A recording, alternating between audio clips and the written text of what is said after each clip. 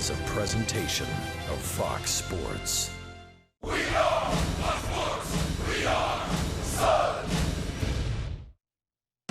Last night, Jake Odorizzi and Sean Manaea went toe-to-toe in a pitcher's duel, both covering 8 scoreless innings, before Coco Chris sent the A's baseball home happy in the 13th. Tonight, Drew Smyly takes the hill, looking to regain some of that early season magic and lead Tampa Bay to victory.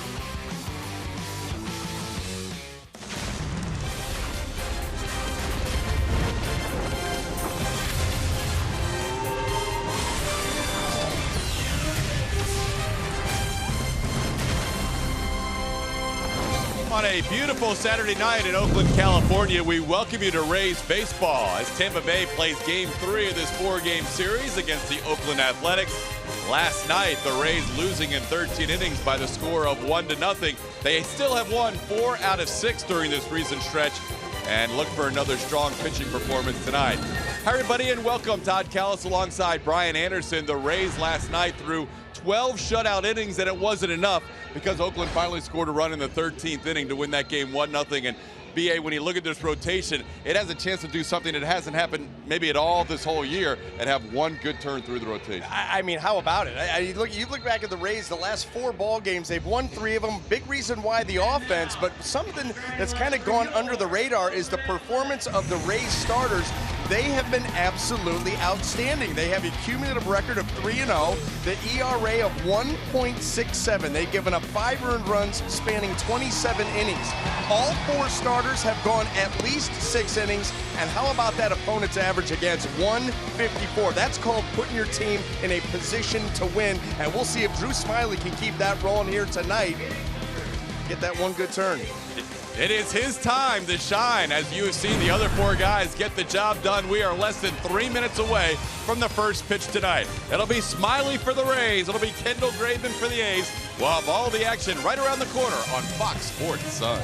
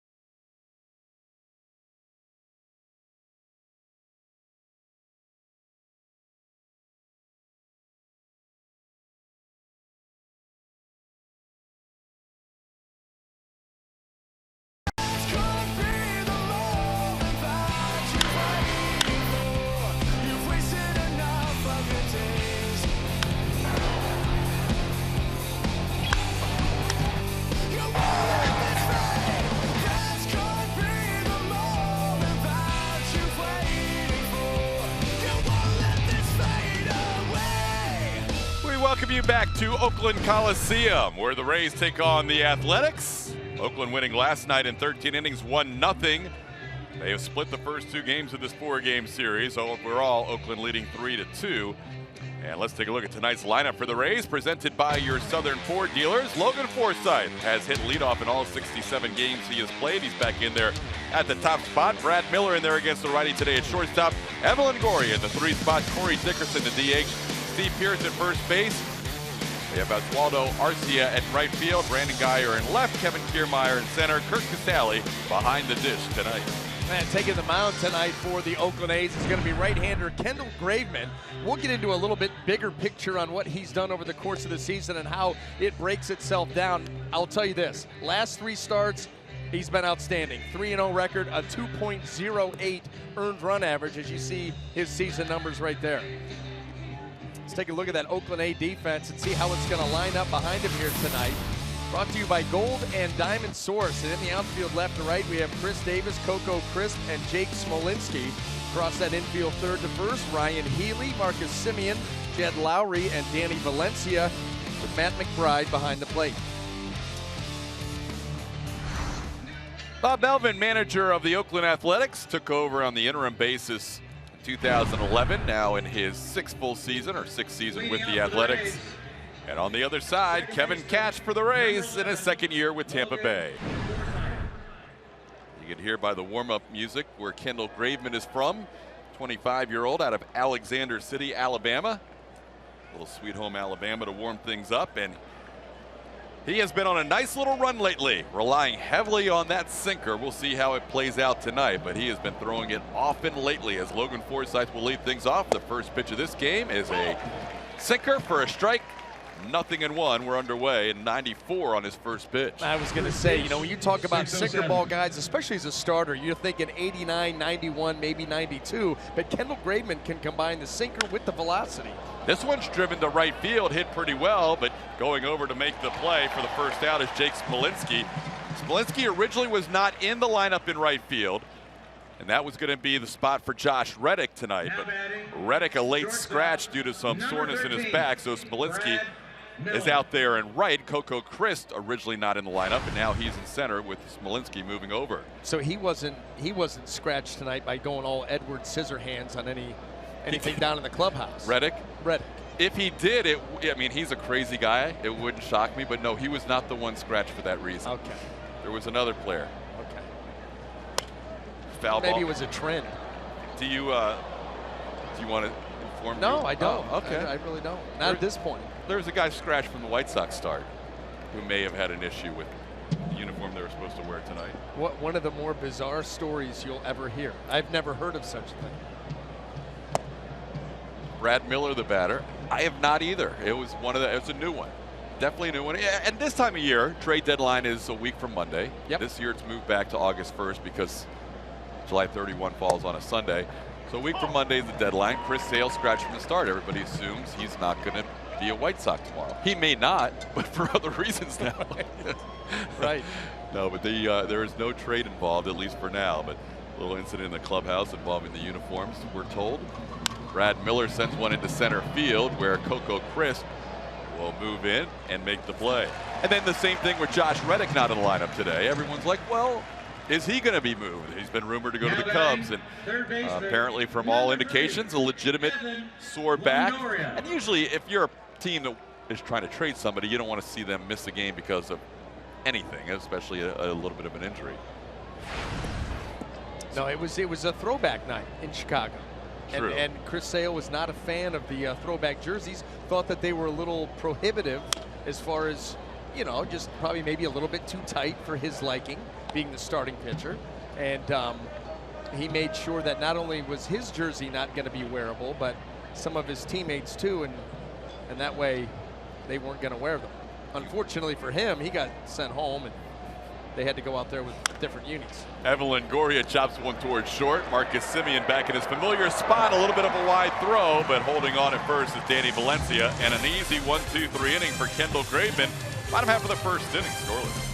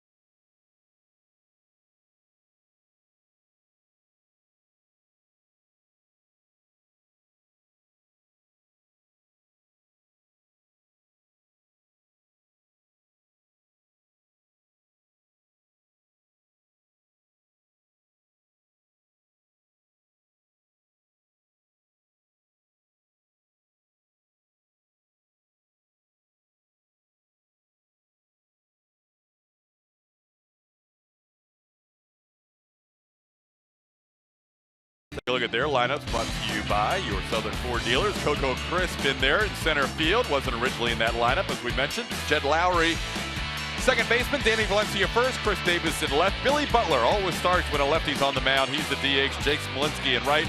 Marcus Semien at short. Ryan Healy at third. And Matt McBride behind the dish. And Drew Smyly looking to keep things rolling for this Rays starting rotation, making his 19th start. We talked about what the Rays starters have done through the first 4 starts of this turn, and Drew Smyly trying to take that baton and run with it here tonight. First batter he will face is the guy that ended last night's game in 13 innings, Coco Crisp. Switch hitter batting right-handed. His walk-off hit last night against Dylan Floro left-handed. Listen, he has Major League Baseball's best batting average with runners in scoring position at .434.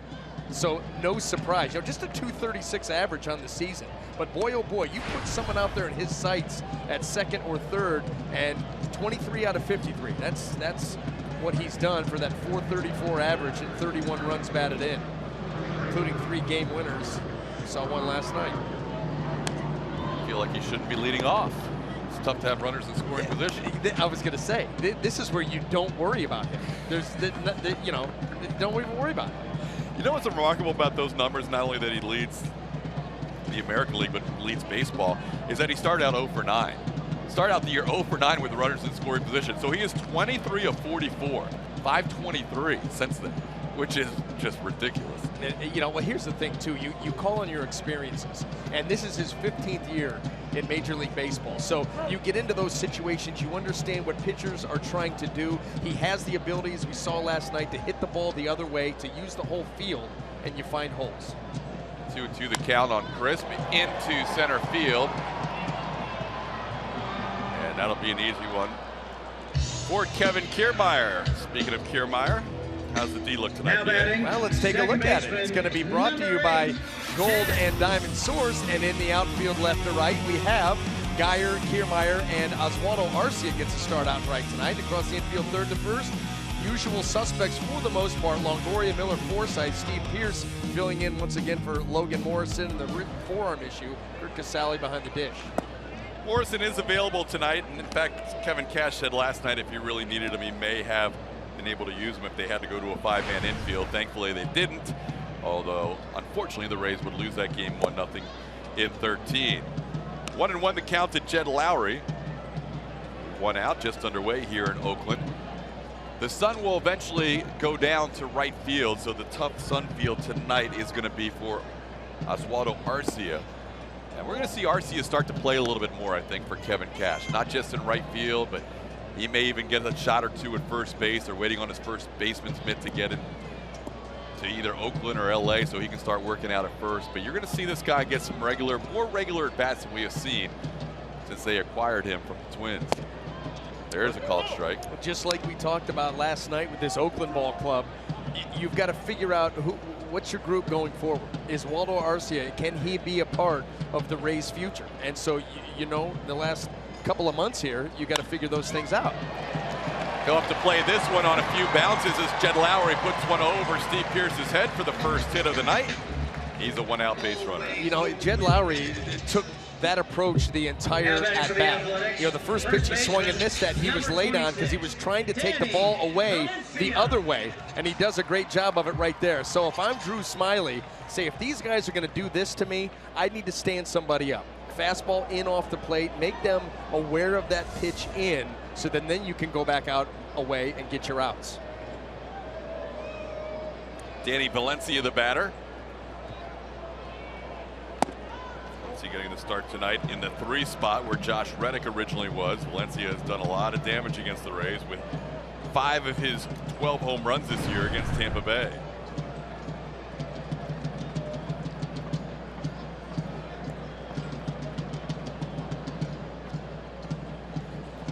Smyly trying to snap an 0-7 stretch right now over his last 10 starts, the longest losing stretch of his career. This is a guy, really, when he was healthy, the first 20-25 starts for the Rays, he was as good as anybody, hardly ever giving up more than 2 or 3 runs. But now he is unfortunately on a run here where he has given up at least 5 runs in 4 consecutive starts. Yeah, it has been a struggle for Drew Smyly. If it can go bad, it has gone bad. He's made mistakes at inopportune times. At times the defense hasn't been great behind him. There's been a lot that have gone into it. But the bottom line is Drew Smyly can only control delivering the ball to the plate. And that's where he's got to go back and, you know, reconfigure some things. I think the secondary pitches need to improve. Those have become almost one pitch. There are times where we cannot tell the difference between changeup, cutter, or curveball, and that is a problem. And if you can't tell the difference, the hitters certainly enjoy that. Then it makes him a 2-pitch pitcher. Right. You know, he has an off-speed pitch and a fastball, and right there he misses with one, walks Danny Valencia, and now you got 2 runners aboard and just 1 out.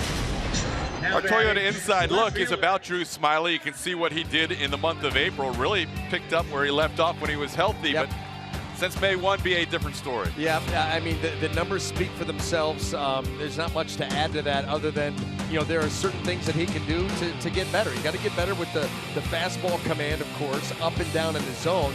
But the secondary pitches need to become distinct once again.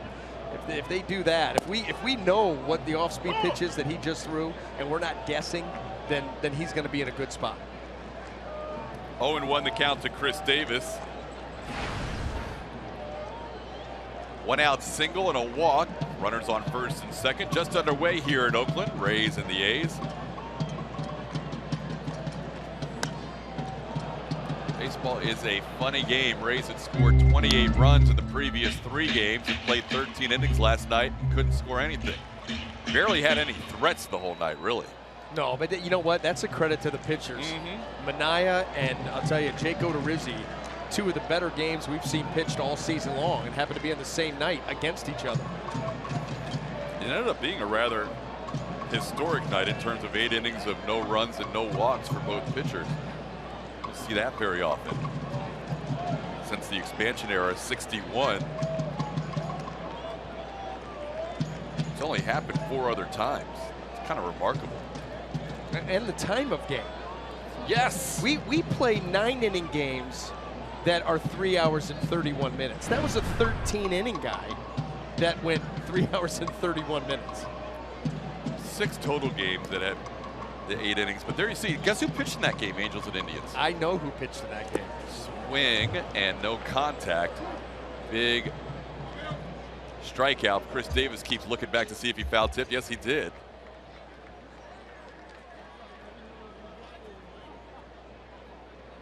Kirk Casale thought they had strike 3. Davis started to walk away, and no argument there, so it's still 1-2. They already posted an out here on the scoreboard, but Davis gets another shot. Who started that game? I started that game. Yes. It was funny because when I read that in the notes, I'm like, you know, I may have pitched that game, and so let me look it up, and I did. And I had a 2-run lead. I got 7 shutout. There you go. Yeah, 7 shutout. Had a 2-run lead going into the 9th. And Danny Baez, old Tampa Bay, Yeah, you know, sure. Closer. he was in there and, you know, gave up a run, had a runner on second base. Wild pitched him to third, pass ball scored him to tie the game, and then we ended up going 13 innings. You got Odorizzi. I got Odorizzi. That's take the no decision. And but see, at least, you know, yeah, it was a little worse because you're going into the 9th inning and you're winning 2-0. You're already leading. You're sitting there going, these guys they've not put together anything all day. 3 outs and I'm going to get a win. And then you're like, uh-oh, not good. Now I hope we win. And a little bit while later. That is the only time, if you take a look at Jake's line last night, again, 6 times since the expansion era, that game last night plus the other 5, where they've had 2 starters, 8 innings, no runs, no walks, 8 innings or more. 1-2 pitch, swing, and he stays alive again. Barely staying alive twice. One time he left the batter's box thinking he was out. This time you can see it was a foul tip. So Chris Davis barely staying alive in this at bat.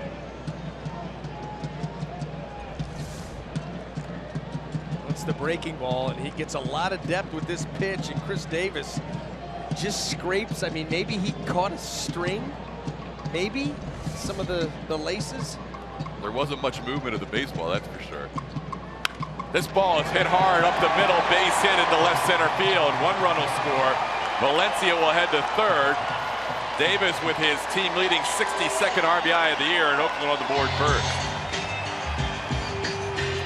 Now, a base hit to right field, a walk that moves him into scoring position, and then after getting him out in front of the off-speed where he's barely getting a piece, all of a sudden there's the decision made to come with the fastball, and Chris Davis did not miss that one. Try to come in with the heater here. They don't get it as up in the zone as they would like, and Chris Davis popped that ball through the hole with some hair on it. Early lead for Oakland. You know, Drew has not pitched well, not making excuses for him, but he has had one of those seasons where it is almost Murphy's Law, where if something can go wrong, it will go wrong. He almost strikes out Davis twice. Davis actually leaves the batter's box at one point thinking he had struck out. They post the out on the scoreboard. At-bat still alive. A few pitches later, boom, 1-0.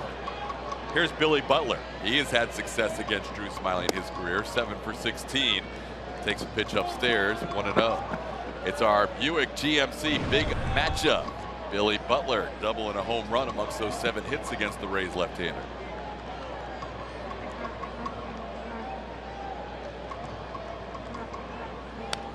You and Kevin Craig, right? Hooked up in that game? That last time there was a...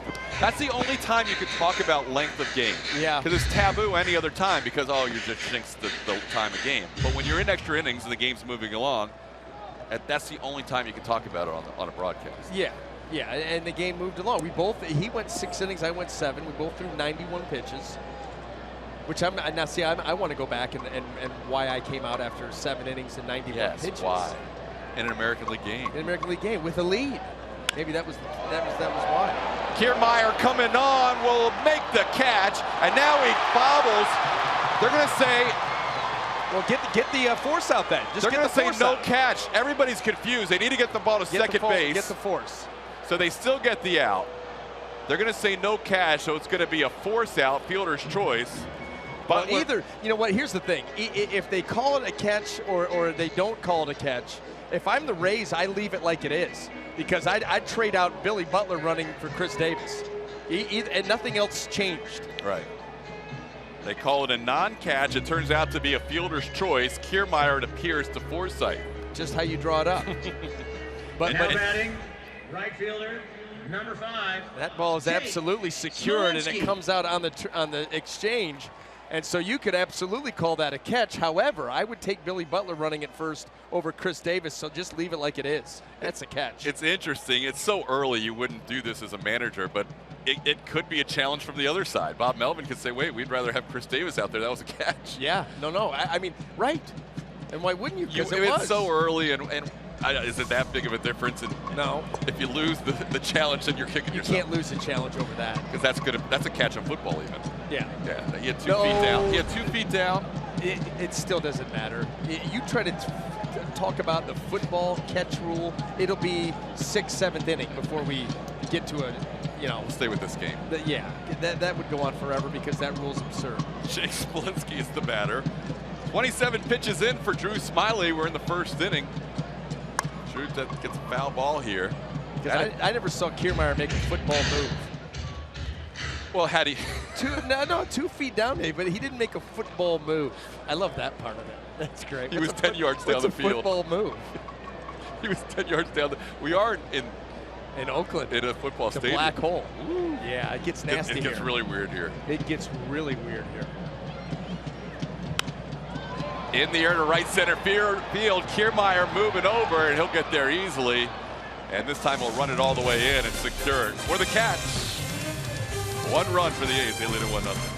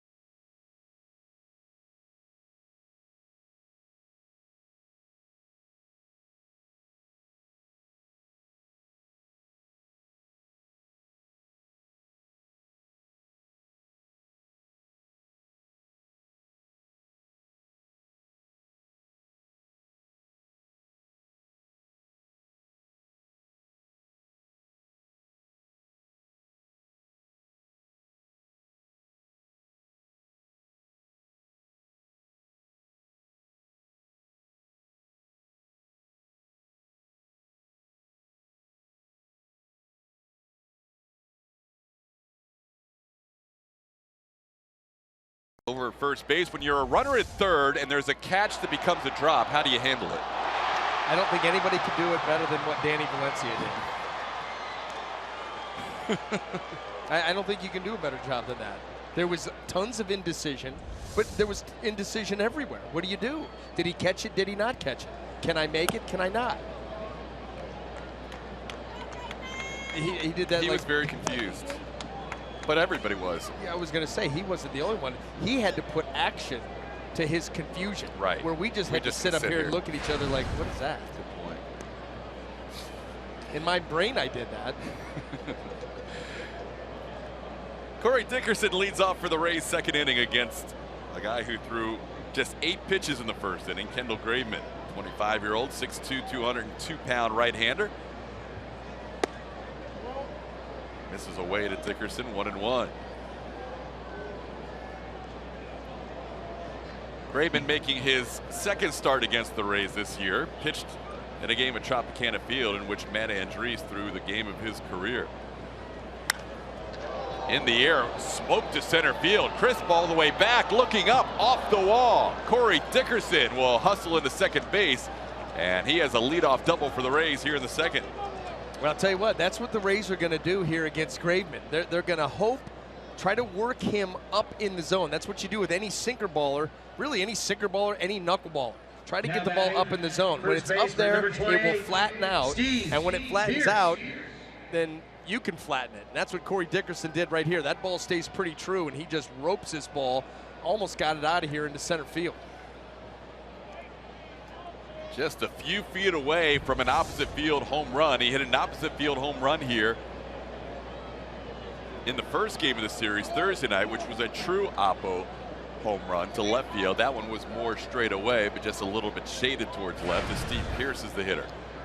Now, and he continues a hot streak too. Now 10 of his last 18 with extra base damage. Up the middle, it's going to move the runner. Simeon only has the one play, so Pearce gets the job done in terms of moving the runner to third. You know what? Tip your helmet to Corey Dickerson. You know, a ground ball to shortstop, a lot of guys will hesitate, and then it's over. You cannot advance. But he recognized Chopper right off the bat. I mean, watch this. He sees the ball chopped, and he is gone. That ball was at him, behind him. That was a great job of recognizing the ball off the bat of Pearce and getting to third with less than 2. A's are going to bring the infield in early in this game. I got a ground ball pitcher on the mound. Good chance you're going to get one. So, you know, the corners are close. Middle infield, well, about halfway. Arcia lines one over shortstop in the left field. Base hit, RBI. The Rays have tied this game at 1 on Oswaldo Arcia's 19th RBI of the year, his 7th as a Ray. Got it airborne. That was not a bad pitch by Graveman, but Arcia just able to get underneath it, scoop it a little bit. Now batting for the Rays, left fielder, number just 5. that quickly, this game is tied up. Geyer. That ball down and away, but a nice job by Arcia following it down there and not trying to do too much with it. That was a good pitch. It was a good pitch, and that's a pitch where you're thinking a guy like Arcia going to try to overswing, try to pull that ball, and if he does, it's a ground ball to second. You probably don't score the run. Sinker low with the first pitch fastball. 1-0 to Brandon Geyer. We told you that Graveman has been relying a lot on the sinker. Last 2 starts against the Astros, it's been over 80% usage for the entire game. There goes the runner, Arcia. A little hit and run action. Nobody covering first. Arcia is going to stay at second. And that is what happens with the shift and a little ground ball to the right side. Mass confusion, and the Rays have runners on first and second. Yeah, some of these scenarios, you try to work on everything when you have the shift put on. Danny Valencia, most of the time we see him over at third base. Now getting the call at first, coming off the bag, and he starts to go for that baseball. And really, he should not have, because he's not going to get to it and be able to do anything with it. You got to rely on your second baseman. All that is just not used to playing over there at first, not used to that setup on a ball like that. And the only reason Lowry gets to that ball is because he's covering second. And it was a chopper. And a chopper. So it wasn't hit hard. And had he stayed on the bag, Geyer may have beaten it out either way. It would have been close. But yeah, that was a very unusual looking play. So now all of a sudden the Rays have 3 hits in the inning. A double by Dickerson and a couple of singles. Kevin Kiermaier fouls one away, 0-1. I mean, you can understand Valencia. He knows that that position has been abandoned. And so someone's got to go get it, you know. But you hope that you can pick up that your teammate's going to make it there and you can peel back. He didn't recognize that until it was too late. That goes back to what you were talking about last night with how shifts are starting to be thwarted at a regular basis this year. And I mean, really, it seems, and I know that all the stat heads will come running at me with lots of numbers, but it seems like for every time you know the shift works, you can beat the shift. You know, I mean, it really, I've seen it beat more this year. I think you would agree. No doubt. More than you can remember. No doubt. No doubt. I think it's just hitters getting a little wiser to the situation. And when you are shifted against, your weak spot is going to be that area that's usually vacated. If you're a pull hitter, you're not going to get a lot of pitches to pull. But yeah, even though you're in the shift, people aren't pitching to your strength. No, they're not pitching to the shift. Correct. They are, you know, they can just continue to pitch. You'll run the shift over on a left-handed hitter, and then let's throw them sinkers down and away. Well, that's the easiest pitch to hit the other way. But that's, I mean, and we're seeing guys starting to say, well, if you're going to do that, and I know I don't even have to hit it hard. Just let it travel, and then just slap it the other way. It's going to find a hole. This one is in the air, and it's going to be an easy double play as Arcia was on the move. So was Geyer, for that matter. They could have picked either base to turn the double play. But a line drive double play, the Rays have tied it at 1.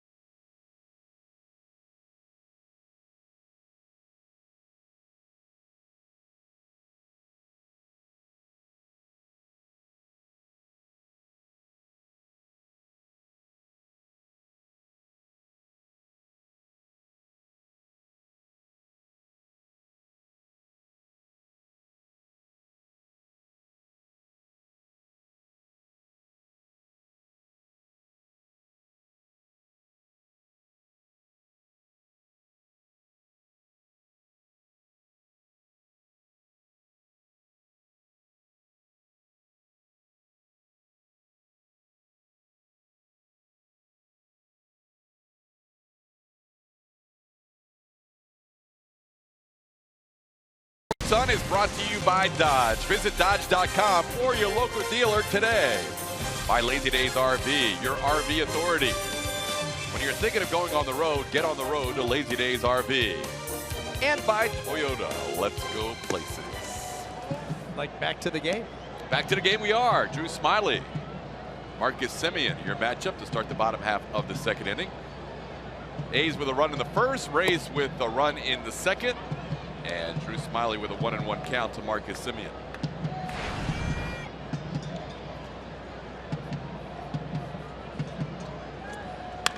On the ground to short, Brad Miller. 1 out. Well, Smyly getting a start here against the Oakland A's. This is the place where he made his Rays debut back in 2014. Not had a whole lot of success against Oakland in his career. Batting in the 8th position, third baseman, In his debut August 5th, Healy. lost to the former Ray Jason Hamill in a 3-0 game.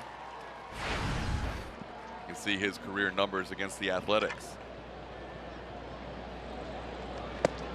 There's a first pitch strike, 0-1. Ryan Healy had the only extra base hit in the game last night, and the two teams played 13 innings. And it came in the bottom half of the 13th. He eventually scored the game winner on the walk-off base hit by Coco Crisp. Well, they're excited about Ryan Healy. You know, he's one of those guys that they've brought up, going to get a lot of playing time, figure out what he's going to be able to do for this team going forward. One of their prospects. Yeah, Healy's basically played every day since he's been up. He played in the Futures game at the All-Star break, and since then playing third base and getting a chance to show what he can do. It's been an impressive first week for him. In the air to right field. Again, this is the tough sun field early. Arcia is there with the shades, kind of backs the head off at the last second, but makes the play. Yeah, this is a tough sky. Not only is it the sun out in right field, but there's not a cloud in the sky. And that's what, you know, when you hear people say a high sky, when you have clouds up there, you can use them to, you know, a high pop-up. You can play those off of the clouds, give you some depth, perception, and give you some perspective where that ball is. When there are no clouds, it can be confusing, especially you have to run for these things. And so you could see, you've seen, you know, guys zoo those pop-ups under a high sky. Then you mix in the sun, it makes it more difficult. Yeah, tomorrow will be a difficult day for pop-ups. Oh boy, I mean, the sun will be right above you. But right now it's basically a non-factor for Geyer. It's very little factor for Kiermaier, a little bit still. But Arcia is the one, not only does he have the sun setting in his eyes, but he's got the light stanchion, which provides some shade in and out. Here's Kiermaier on the move, diving effort, can't get there. Geyer picks it up and throws the second, but McBride, good hustle getting into second. Little looping base hit into center. Kiermaier tried for the spectacular catch. You know, that's where you get spoiled. You're just so used to 39 making that play every single time. He's going as hard as he can, and he lays out, and he just ends up an inch or two short. Great effort, as always. Just not quite able to get there in time. Good backup by Brandon Geyer.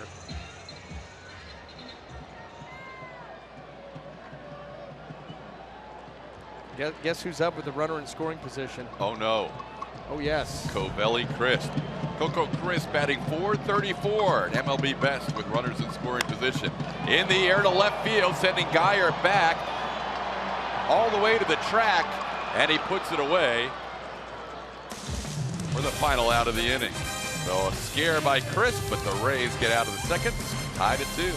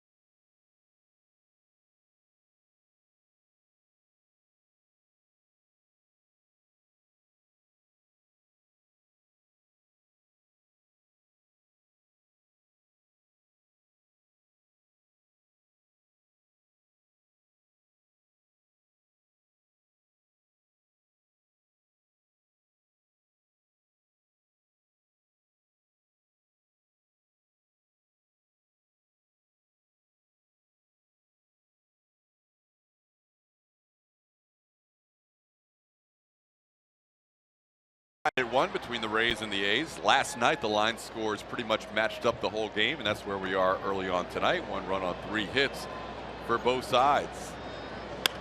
On the ground, slow move initially by Lowry, but then he stabs it and makes the play. Not sure if he didn't see it initially or not, but he gets there and ends up making the play. You know, and even though that's Curt Casale running, I thought he had a chance to beat that out. I mean, Lowry had to cover some ground, and then he wasn't Now exactly batting, second baseman. jumping to Logan his feet, and he's Forsythe. still able to get him. It was a heck of a play, don't get me wrong. But boy, oh boy, you're thinking right there, got to turn and spin, and he still gets Casale by a step. Yeah, once he picked that ball up, he made a nice play, but it took him a little beat to see where it was. Yeah, well, first he had to get there, then you dive, then you get up. He had to put his hand back on the ground, then get up and spin. It was a heck of a play, but surprised he got the Rays catcher. So is he. I don't know how he did it. Here's Logan Forsythe flying to right his first time up. Kendall Graveman, a very good pitch count through the first 2 1/3. And it stays the same here with a ground ball to third. Healy's throw to Valencia in time. Logan Forsythe with a ground out. And if you're a sinker ball pitcher, you're happy with 2 Now ground outs batting, to start the inning. shortstop. Yeah, and I'll tell you something else that sinker ball guys can do is get a lot of early in the count outs. You know, they come out there, they're pounding the zone, it's the bottom of the zone, but when they're on, they force you to swing early, and if you're doing that and they're throwing the ball well, you're going to get a lot of ground balls and easy outs. Here's Brad Miller flying out his first time up. We mentioned Graveman's usage of the sinker at over 80% in his last 2 starts against Houston. First pitch, it's almost exclusively as he throws one for a strike. Was that a cutter? I don't. He may have thrown a cutter after we're talking about how much he throws a sinker for a first pitch. Yeah, that was a cutter because No, that's a sinker. no, the That's first one was 89 though. So Yeah. that one might have been a cutter. I was too busy reading. But 55 out of 56 first pitch sinkers against the Astros in 2 starts.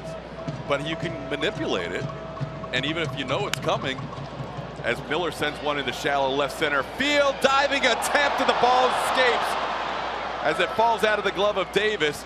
Miller wanted to go to second and ran into Danny Valencia. Yeah, you wonder what's going to go on right there. There was a whole mess, and that's what Brad Miller is talking about down there with Andy Fletcher. Great effort here by Chris Davis.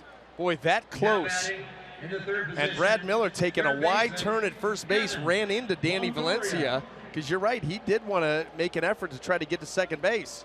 Watch this, he makes that turn.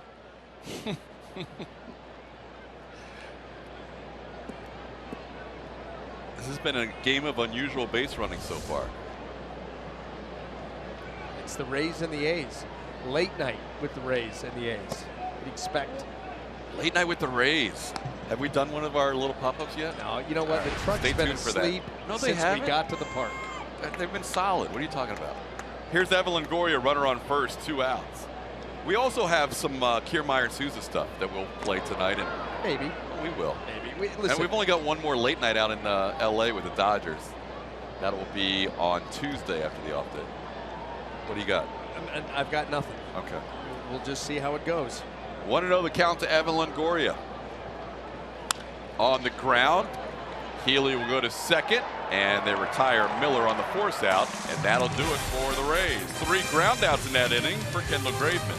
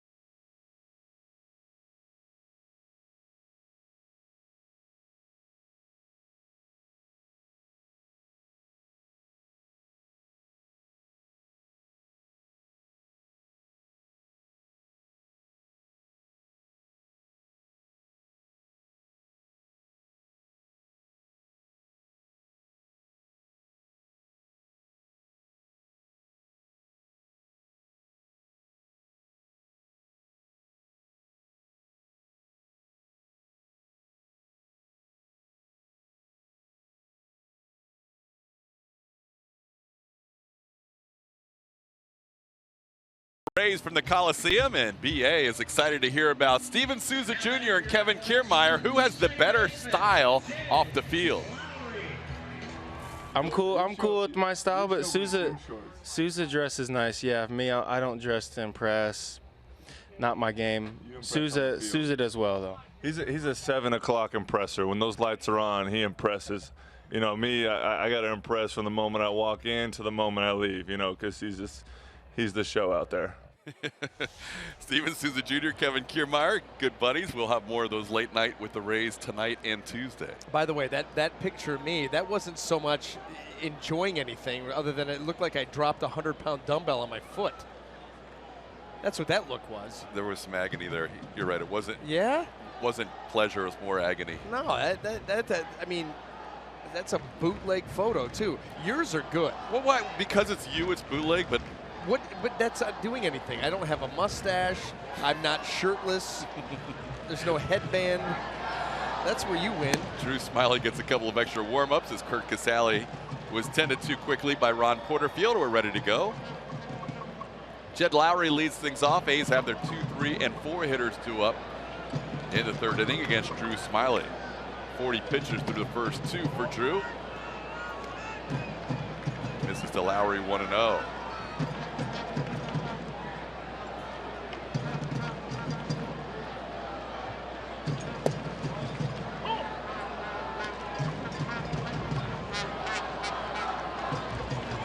For the Rays, that 13-inning game last night of scoreless baseball until the bottom of the 13th. Ball hit into right field, base hit. Arcia will play it on the hop. You know what? And let's go back to Jed Lowrie's first at-bat. Away, away, away, away. He shoots you to right field. Come up this at-bat, what adjustment was made? None. Away, away, third pitch away, shoots you to right field again. That's where you've got to make the adjustment. You've got to know that going in. You just can't stay away. It's been, what, 7 or 8 straight pitches away from Lowrie, and he's done that to you twice. Next at bat, you want to see a fastball in to start the at bat too, right? You do not want him to be able to sit on that pitch on the outside. And that's one of those things that after the first at bat, if you can recognize a hitter's swing, and you saw him swing at the first pitch, a couple more pitches out there, then he gets another one out there, and he takes the same swing, a swing that you recognize he's trying to hit me to right field. Those are swings where as a pitcher you say to yourself, I'm going to fire one in. I see what you're trying to do. You know that I stay away for the most part, and you're going to dive and try to shoot me to right field. I'm going to come with a fastball in, maybe even double up, just to make you aware, to stand you up, to make you respect that pitch, and then maybe I go back out away. But I guarantee you, your swing will not be the same. And so what ends up happening is that hit happens first at bat, and then the second at bat, it's exactly the same procedure. Away, away, away. I mean, that's one of those, what did you think was going to happen? 2 of the 4 hits for Jed Lowrie, both to right field. Danny Valencia down in the count 1-2. Tries to hold up and does. 2-2 the count. You know, and that's something I think that since the All-Star break, and especially this good turn that the Rays starters have had, we've seen more pitches move hitters off the plate than maybe we've seen all season, and it's worked. We've seen Snell, Archer, Notarizzi, all this stretch do that. And talking with Jim Hickey, he said, you know, listen, it is effective, and he's encouraging that. There is a strikeout of Valencia for Drew Smyly. That is his first strikeout of the night. Boy, he got Valencia completely fooled on that off-speed delivery. 76 miles an hour. He really slowed it up here with the breaking ball, and Valencia just way out in front. That's a nice job there, picking up that punch out. So now Drew will battle with Chris Davis, who in that first at bat knocked in an RBI single. First run of the game for the A's, and now on the first pitch to Longoria, Evan to Logan Forsythe, and they turn it around the horn on the first pitch to Chris Davis. So Drew Smyly, after a leadoff hit, strikeout and double play, tied at 1.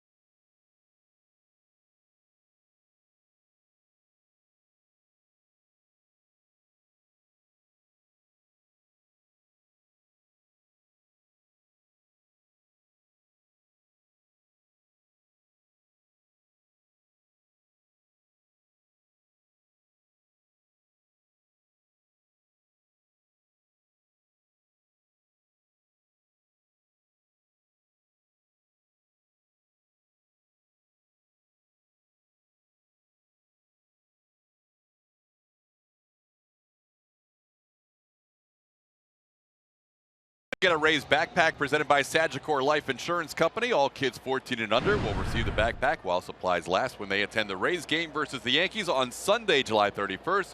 Call 888-FAN-RAYS or visit RaysBaseball.com today. Rays up. Something going on with Curt Casali's left eye. They keep tending to it there, both on the field and now in the dugout as Corey Dickerson leads off for the Rays here in the fourth. Something is agitating that eye and trying to wash it out. Dickerson with a double his first time up. Called strike 1-1. Corey has really used the whole field in this series, and if you take it back further, maybe that's why he is 10 for his last 17. Todd, that's exactly why he's 10 for his last, was it 17 or 18?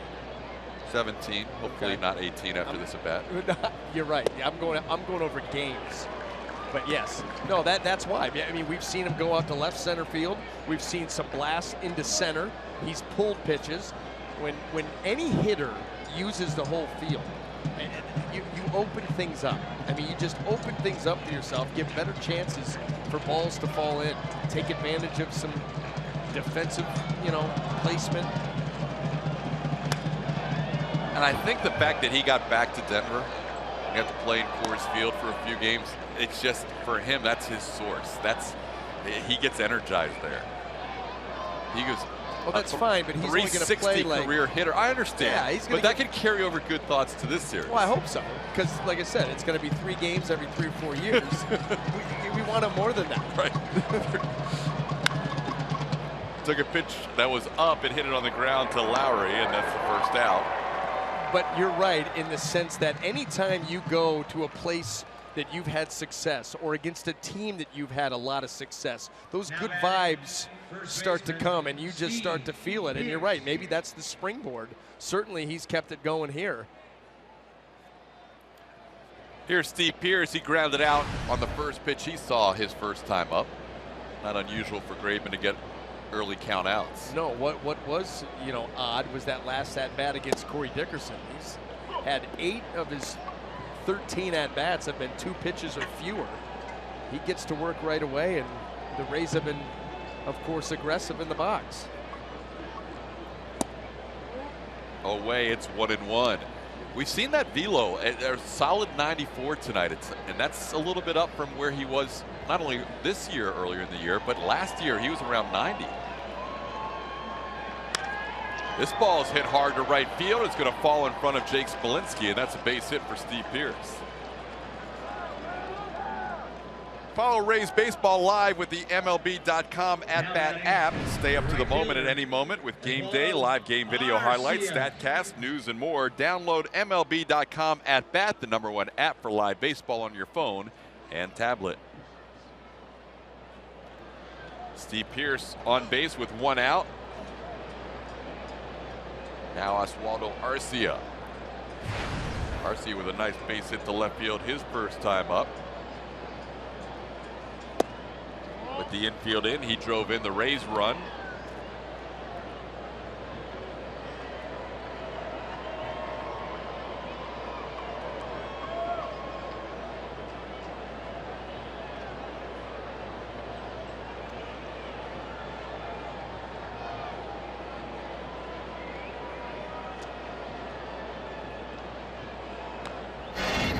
Infield was in,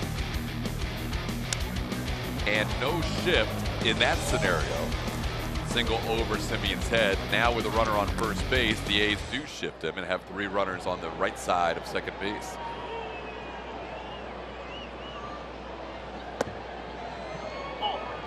Called strike 1-1. This was a cutter here that backed up just a hair. You see the side spin, but it gets that upper portion of the strike zone on the outside corner. Not exactly where you wanted it, but the desired result, I guess.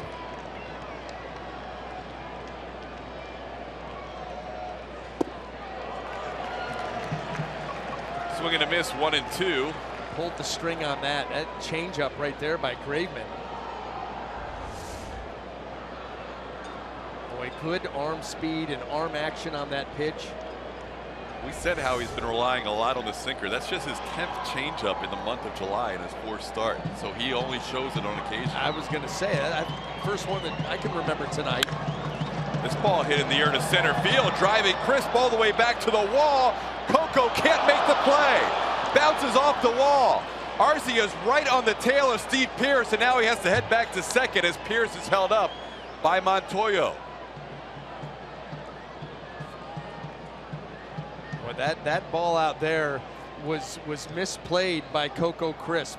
And I don't know if that ball had some action on it or what, but Coco Crisp, typically a good defender out there in center field, and that ball well struck, but he got himself way offline right there. Now see, look at it, he's got to go over.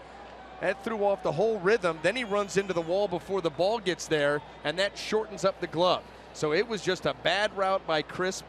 Got messed around, and I'll tell you, when you hit the wall early, that's going to throw out the glove, throw off everything, and that ball gets free, and the Rays have a great opportunity here. Second and third, one out. Ground ball right side. Pearce is coming home. Lowry thought about the throw. Instead, he takes it to first, and the Rays have a 2-1 lead on the Geyer RBI. And you know what? I don't get that at all. I thought he had a shot, and it looked like maybe Matt McBride was pointing towards first base. But boy, oh boy, I mean, that ball got to him on a couple hops. That's why you're playing a little right here. You come charging in, you got it, got plenty of time. Oh, and I think Matt McBride, I think he waited for after. a second. He did point after. The decision was made by Lowry. If you're going to play the infield in, you need to be close enough that you can make a play on that kind of ground ball. And he wasn't really in, right? But he charged it, and you saw he got to that ball with Pearce a third of the way down the line. And Pearce isn't exactly a burner. Know who the runner is. You can see everything happening out in front of you. I'm shocked that he didn't throw that ball to the plate. Rays will take it. RBI for Geyer, number 18 on the year. Now a chance to add more with Arcia at third and 2 outs. Kevin Kiermaier with a 0-0 count. Now he's down 0-2. So the Rays score a run in the second, and they also score a run in the fourth. And Oswaldo Arcia right in the middle of both rallies. A single in the second to score a run, and a double in the fourth to put Pearce at third base, who eventually would score on the Geyer ground out.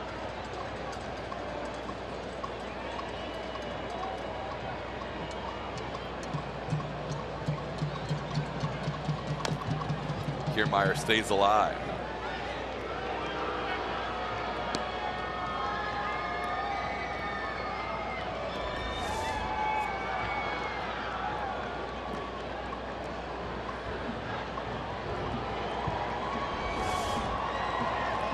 See Graveman still in a good pitch count right now, just 43. 1 strike away from getting through the fourth. Chopper. Nice play, Graveman.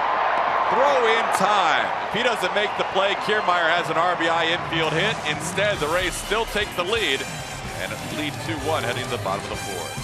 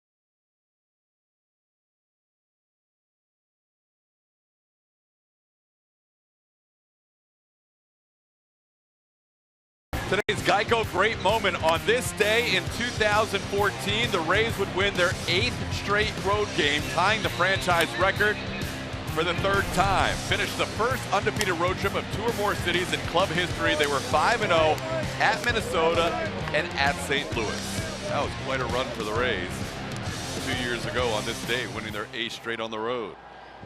So far on this road trip, they took 2 out of 3 from the Colorado Rockies and now have split the first 2 games against the A's. Lead at 2-1 with Billy Butler leading off the bottom half of the 4th inning.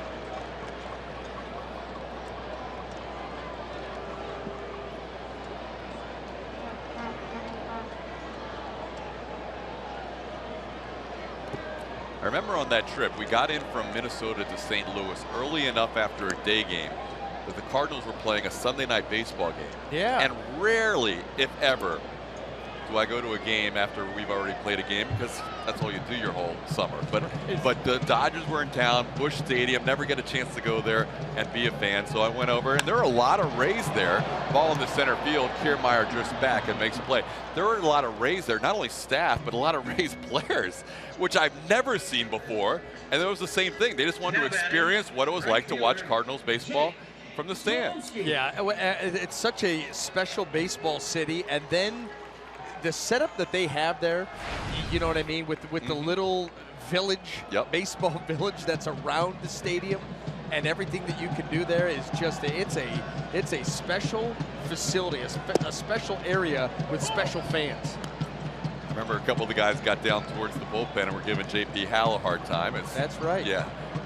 That is right. I remember that. That was fun.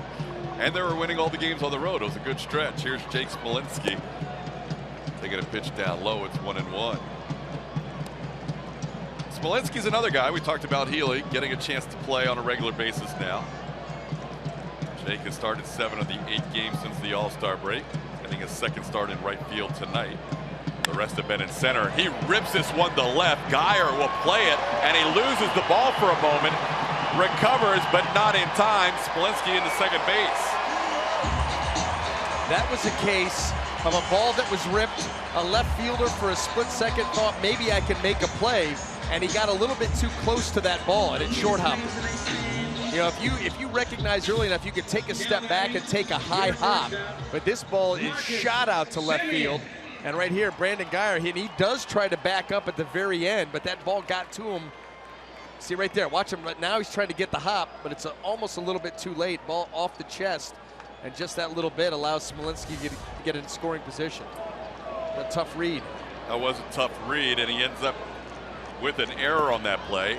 And the ball gets away from Casale, but not far enough for Smolinski to advance. It's a single and an error on Geyer to allow the runner to go to second, his 3rd error of the season.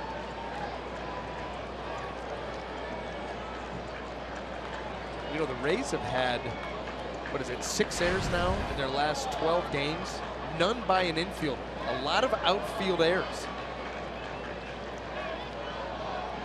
That is highly unusual. Yeah. Highly unusual to have 6 consecutive errors made by your outfield. It's either been the outfield, or I think one was on Luke Maile. But the infield has been clean. Clean. I saw a rare one from Kiermaier last night on a ball on a pop-up that was dropped. Yeah, LaGoria, Miller, Beckham, Forsythe, Morrison, Pierce. The infield's been solid lately. Now, all of a sudden, Drew Smiley's behind Marcus Semien 3-0. Yeah, and be careful. Semien, 20 home runs. He's got power. Probably has the green light.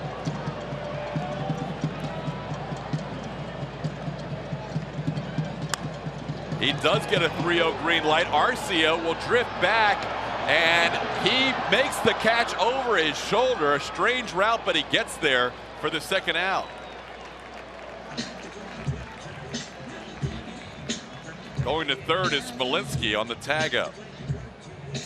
Still tough out there in right field, and Arcia, yep, a little right, a little bit left. There's some construction he maneuvered through and made the catch. I think he did the cones. He weaved through the cones. Yeah, well, you know, it's summer, and that's when all the Department of Transportation, they have to get out and get their work done during the summer months, and you've got to be able to maneuver around it. Coco Crisp could not. The bottom line is he made the catch. And there's 2 outs, and Drew Smyly's 1 out away from a shutdown inning after the Rays took their first lead in the top half. There is a runner on third, though, and Ryan Healy has proven to be a tough out so far since his call-up from Nashville. 1-0 the count to Healy.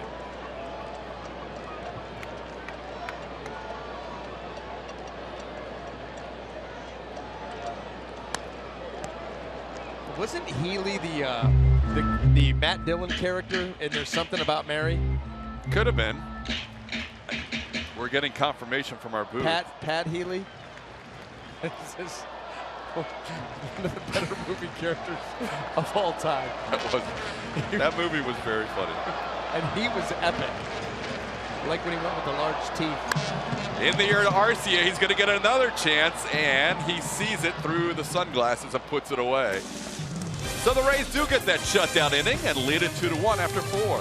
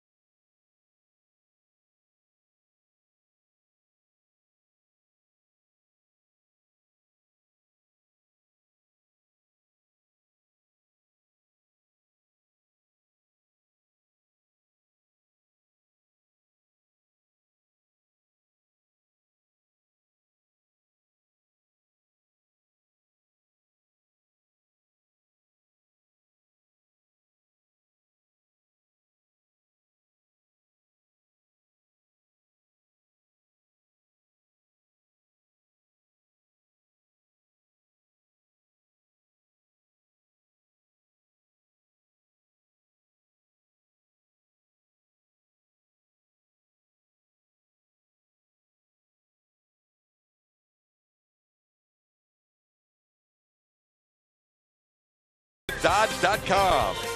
By Geico, 15 minutes can save you 15% or more on car insurance. And by your Southern Chevy dealers. Curt Casali leading off the 5th inning, takes a called strike from Kendall Graveman, 0-1. Curt grounded out his first time up. Sinker baller has picked up his last 6 outs via ground outs. And 8 of his first 12 overall via the ground ball. The Rays have a 2-1 lead on an Arcia RBI single and a Brandon Guyer RBI ground out.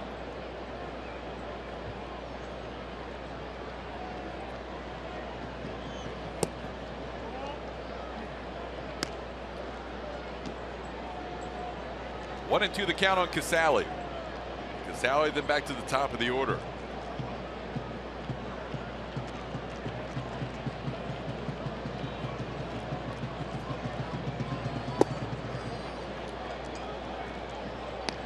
A little bit inside, says Kerwin Danley. Danley, the home plate umpire tonight. 4-game series. The Rays will see the entire crew at one point get to call balls and strikes. Andy Fletcher to round out the series tomorrow. There is a called third strike, and that is the first strikeout of the night for Kendall Graveman. And he gets it looking, and that looked like it was another cutter that backed up a little bit on him. 90 miles an hour. Let's see. Take a look at that spin.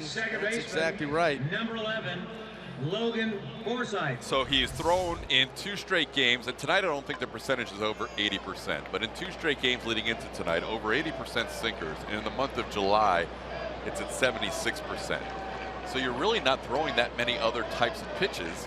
And tonight his cutter really hasn't been very sharp, but it has been effective. Well, yeah, like that one right there. I mean, the traditional cutter, you're seeing it move away from these righties. These are, a lot of them are backing up, but it's a different spin, it's a different speed. It's been effective in that sense. It's almost acting like a changeup in a sense that it's throwing the hitter's timing off. Here, You come right back there with a traditional sinker at 94, and we have seen a ton of them. He sprinkled the cutter in, you know, and we've seen, I can think of one changeup. I mean, really, one changeup. that was to Arcia before the double to the wall. Yep. Brad Miller.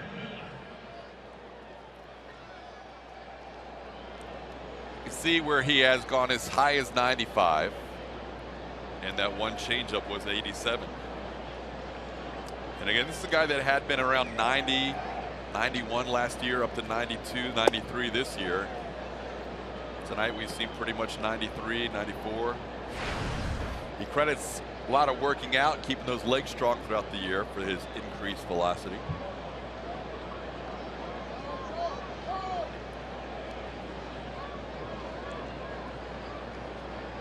It's got to be a little bit of a challenge, BA, as a starting pitcher, is to work out the amount that you need to stay fresh, but also stay strong over the course of a long season. Well, and that's why you have, you know, strength and conditioning experts that put together these programs, and you know, they will end up individualizing them for you. You know, as you move through spring training, you know, when I moved to a new team, you know, they had their program, but you knew what worked for you, and you worked in conjunction with the strength and conditioning guy to make sure that you didn't burn yourself out as the season went on, but you were able to maintain that strength and conditioning for the full 6 months. Craven gets through the fifth with a 1-2-3.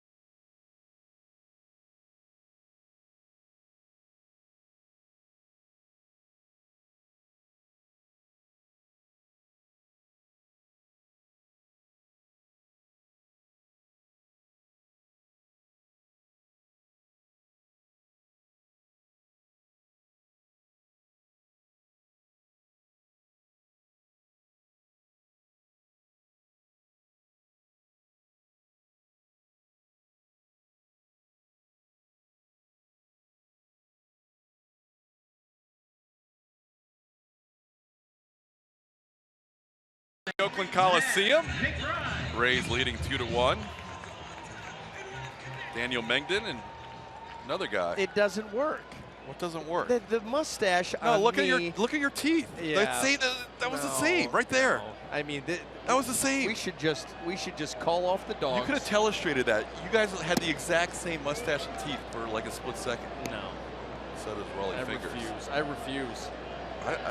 You don't like when it's not me. I think that look right there is fantastic. But not on you. No, it doesn't match up with the beard. See, when they put it on you, you don't have anything but that mustache, and it works a lot better. That on me looks dopey. I like it. Well, of course you do, because it's not on you. Matt McBride leads off the bottom of the fifth. Sends one on a line, but Logan Forsythe is there.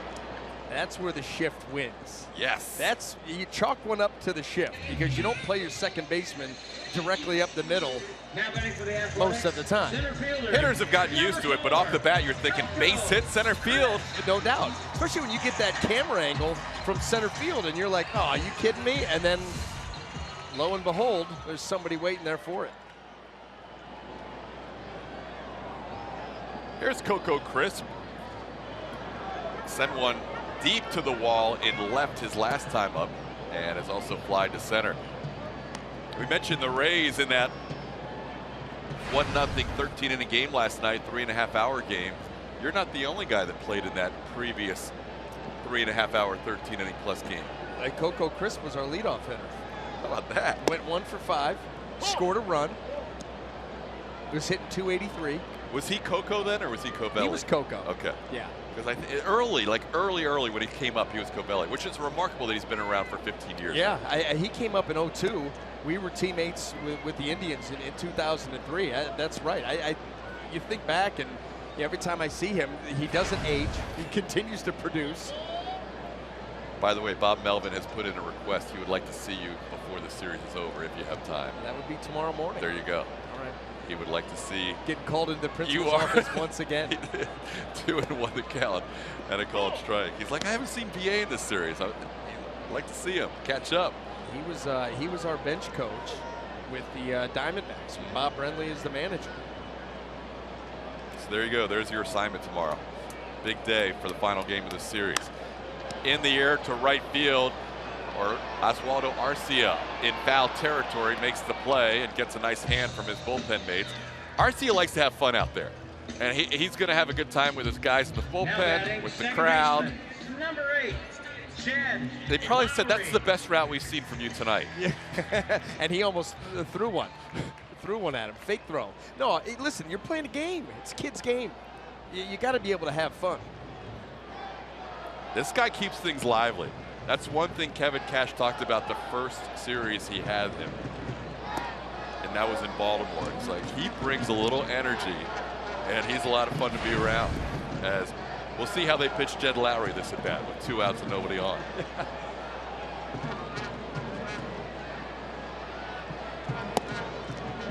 First one was in. It was a breaking ball.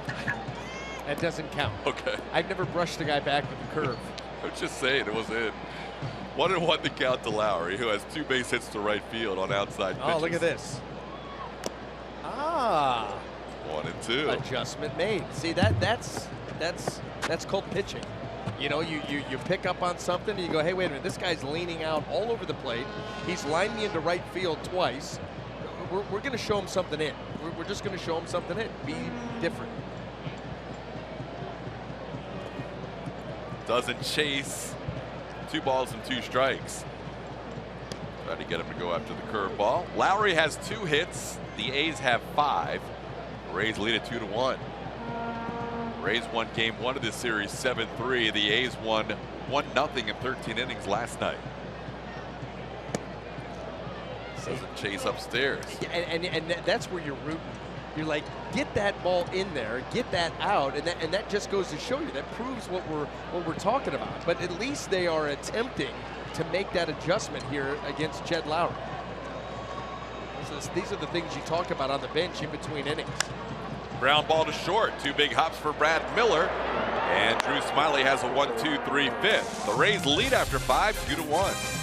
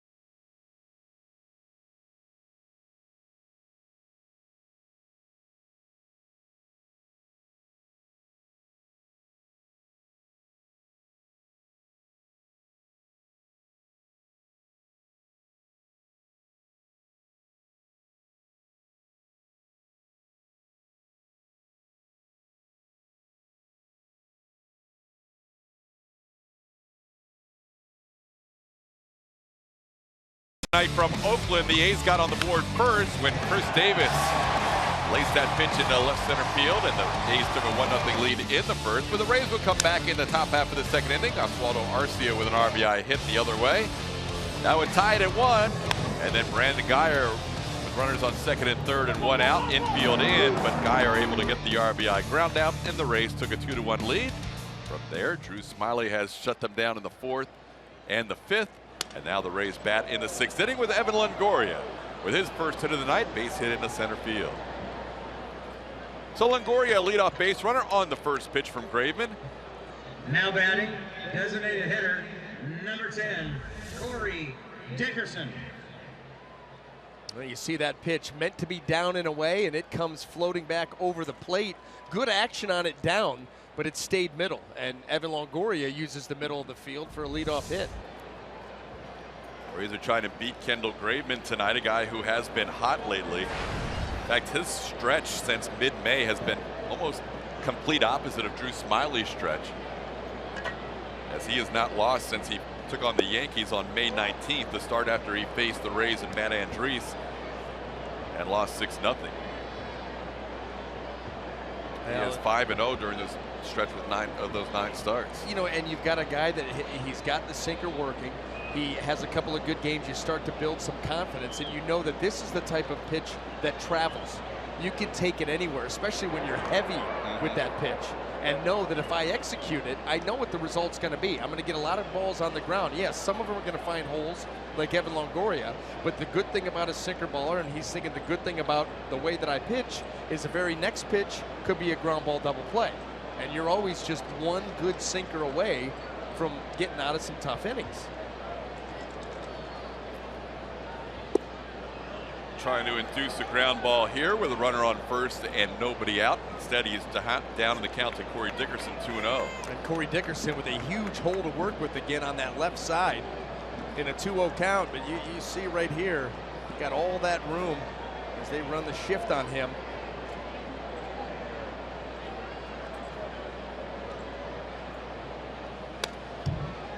The one thing with the shift, with 3 on the right side, that it can be difficult. If you hit a ground ball to the left of Semien, he has to make a quick decision, the shortstop.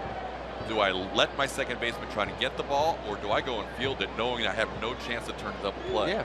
No, there are dynamics in place here that you just can't put 3 guys over there and say, okay, figure it out, boys. These are things you got to work out in spring training, because you're exactly right. But at the same time, if you pull off early and he doesn't get to it, you've just given up a hit for no good reason. So, you know, you have to have that feel, and you can't even say the feel of the position, because he's not really playing a position, a true position. But you have to have the feel for how hard the ball's hit, the guy that's playing to your left, what is his range like. There's a lot that goes into it in split-second decisions. That one got the back of the foot of Kerwin Danley, the home plate umpire, and Matt McBride, a little courtesy visit to Kendall Graveman to try and give him time to shake that off.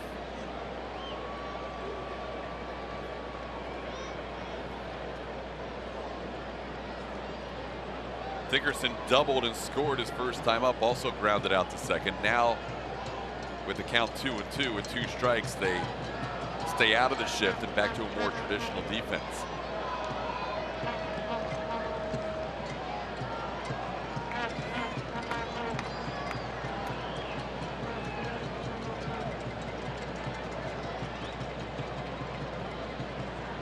Having a hard time coming to a decision here. Steve Pearce, he singled to right field in his last at bat, waiting on deck.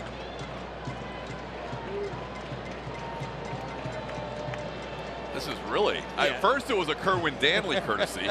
No, this is Matt McBride going, have you come up with a new pitch here in the last 30, 45 seconds? Because I'm putting them all down.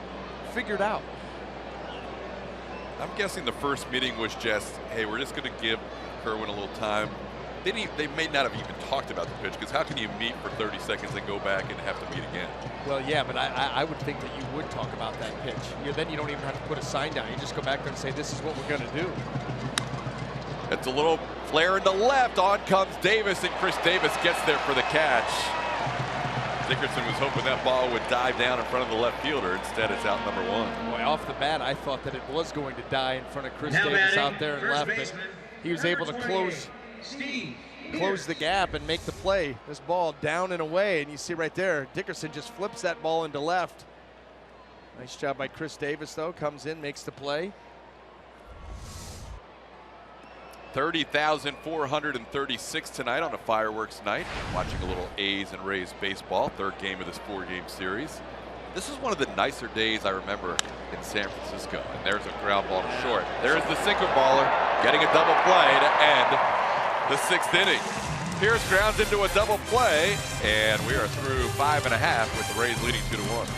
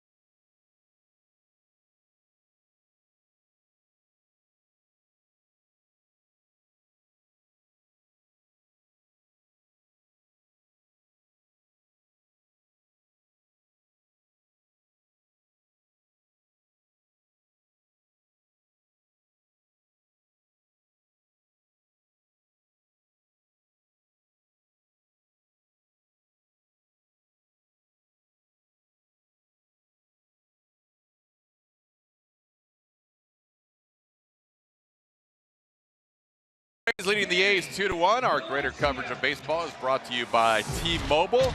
Consecutive saves leaders in baseball history. You've got somebody who joined the 50 consecutive save club last night, the Mets' Juris Familia. From last year all the way through the latter part of July this year, Jose Valverde with 51, Flash Gordon with 54, and how about Eric Gagne? Over 80 consecutive saves during that incredible run. Yeah, and he was absolutely dominant. You know, he came out, he had the big facial hair work and the big fastball, always in attack mode, pitched mean. Danny Valencia leads off the bottom of the 6th inning for the A's. Has a 1-1 count. Good pitch count now for Smiley. After a 29-pitch first inning, he's at 78. But Valencia rips one into left field, and the Rays have bullpen action to start the bottom half of the 6th inning. No, Valencia, in the previous at-bat, remember he swung and missed at the breaking ball in the dirt, had an awkward swing. He got one here that he could handle. Stayed back nicely on it and roped that ball out to left. You see that timing mechanism with the step, everything on time, in sync, and that ball shot out to left field. There is Matt Andriese warming up. He is right at the sight line of Drew Smiley now out of the stretch. Drew makes a move to first. And I'll tell you what, you hated to see that, especially when you felt like you were in control of a game. You've given up 1 run through 5 innings, and you look over and you're like, wait a minute, I'm not even to 80 pitches and you have the pen up? That can get to be annoying. But as quickly as you think that, you get back to the task at hand, and that's making pitches. And I think part of it is for Kevin Cash, we're finally having a positive outing here for Drew Smiley. And there's something to be said for trying to get him through this inning, maybe with a 2-1 lead, and say, maybe you can go longer another time, but let's get one positive start to build off of for the next time. And they like Andriese to be a guy that can go more than an inning. I understand what you're saying. 1-0 pitches. Well, away. but you know how you feel as a pitcher? I don't. I've never been. Well, no. I didn't mean it that way. I mean, just how you end up feeling is if that's the case, you say, okay, I went 6 innings, I gave up a run on 87 pitches, and you pulled me out because you wanted me to have that. Maybe next time you could walk me to the mound and hold my hand when the game starts. They're taking me down to the bus stop. You can just walk me out to the mound, give me a little kiss on the cheek, wish me luck.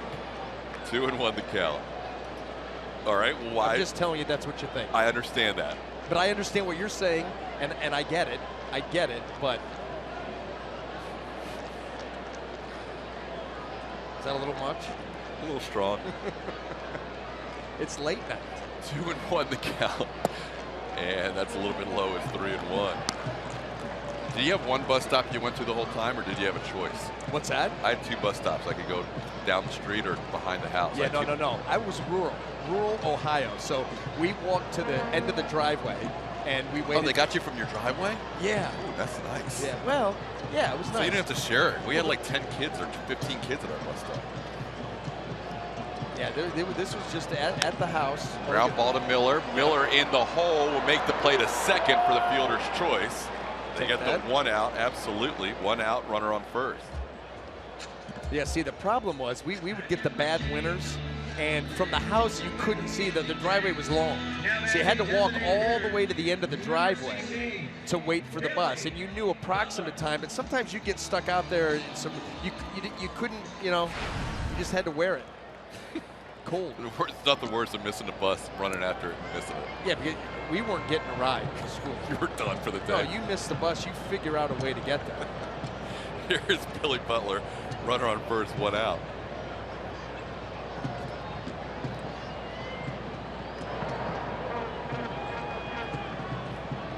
The best was when, I was able to get a car, 16, 17, 18 years old. Wasn't that awesome? The problem is, though, I got in trouble quite a bit, and my parents, I would be grounded, and they would take the car from me.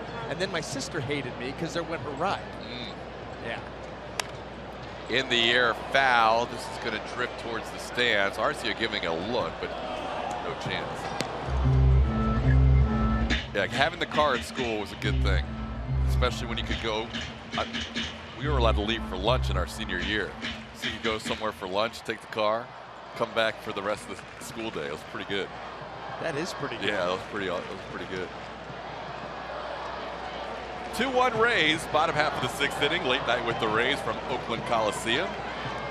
Drew Smyly facing a guy who's given him a lot of trouble, Billy Butler, 7 for 18 in his career. This is hit into the air to center field. Kiermaier will drift to his right, puts it away for out number 2.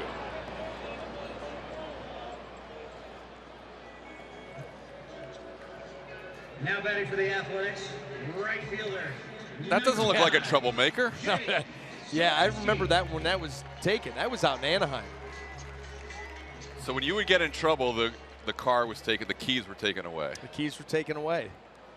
Makes sense. That was Anaheim? Yep. Keys We're were not going to be taken that away. far away from Anaheim coming up, so you've got another chance to enjoy a sombrero when we go to LA. We've got a lot of things we have got on an the off list. day? We have an off day, yeah. Here's Jake Smolinski taking a pitch down low for a ball, 1-0. Smolinski 1 for 2. You can see what he's done on this season, 321. This is a guy getting a chance to play every day. Had a little bit of a chance with the Rangers. Never got an extended look. Had a great year a couple of years ago. Last year struggled a bit. Sends the ball in the air to center field. Kiermaier will wait. Drew Smyly is through 6, and the Rays lead it 2-1.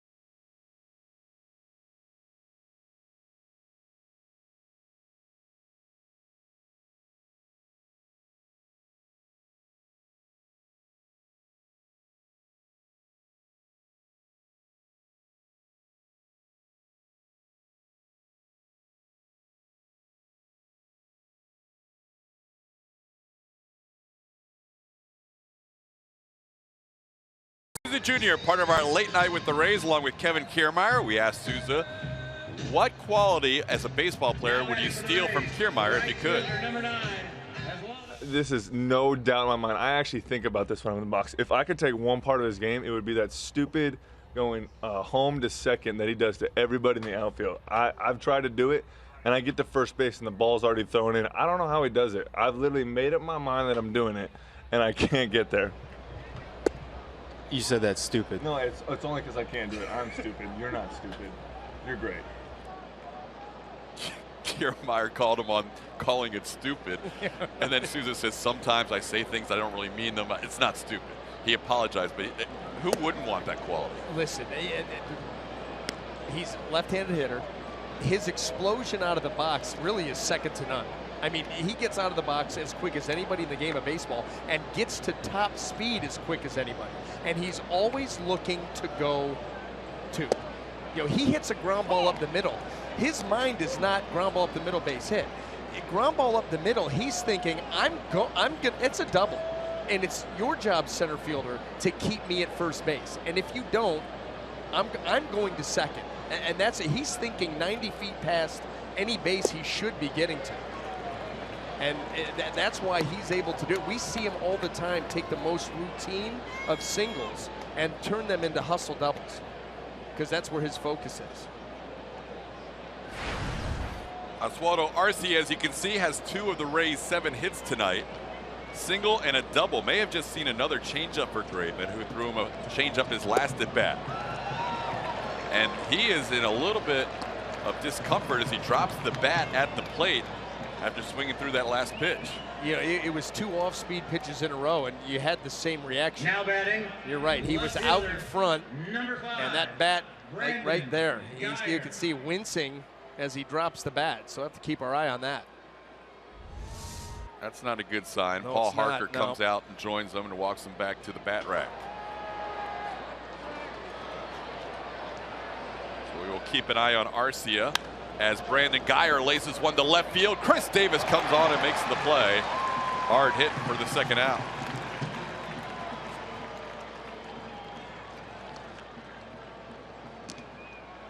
Here's the previous pitch. Before the strikeout, same thing. Here comes strike 2. Off speed, out in front. You can see right there something didn't feel good. And then he came right back, and the very next pitch, you get this. Yeah, there's something going on. Yeah, that does not look very good. Hopefully it's a cramp, but it did not look good on either of those swings, and that reaction shows you that he is not happy. Yeah, that's not a cramp reaction. No. 0-1 to Kiermaier. Down low, it's 1-1.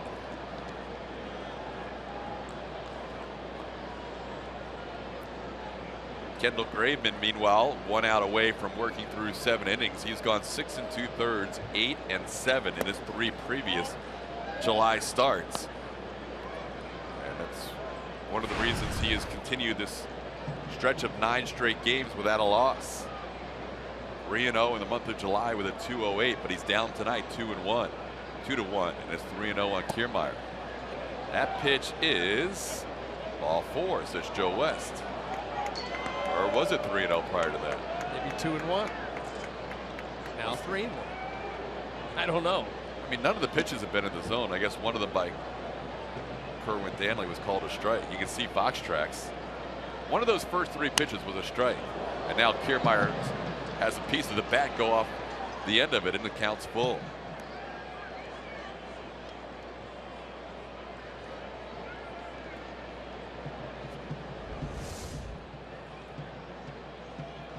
There you see the very top of the bat. You get those bats that have the cupped end, and you catch one off the end, and it's going to peel a piece right off. That going to be studied. Only 72 pitches for Graveman. 2 outs here in the 7th. On the ground, foul. Matt Andriese continues to throw in the Rays bullpen. It's possible that Drew Smyly's night could be done at the end of 6. He has been very effective tonight after that first inning run. Drew with shutdown innings for the next 5, giving his team a chance to take this 2-1 lead.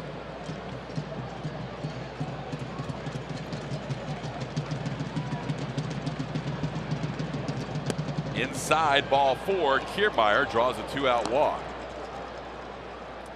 And you would think with 2 outs, Kiermaier might try and pick a spot to go here. Graveman has given up 4 stolen bases in 6 attempts. He does have a pickoff, but in a game, and in really a series, the last 2 games especially, where offense has been hard to come by, maybe you think about sending Kiermaier here. Got tremendous speed, still developing as a base stealer, but this would be an opportunity to try to get him out there in scoring position. In addition to Matt Andriese being down in the bullpen, Steven Souza Jr. has made his way to the bullpen to start to stretch, so it does appear that RCM may be coming out of this game. Well, we've seen the Rays be aggressive when they have a lead, which they do here. Down low, 1-1.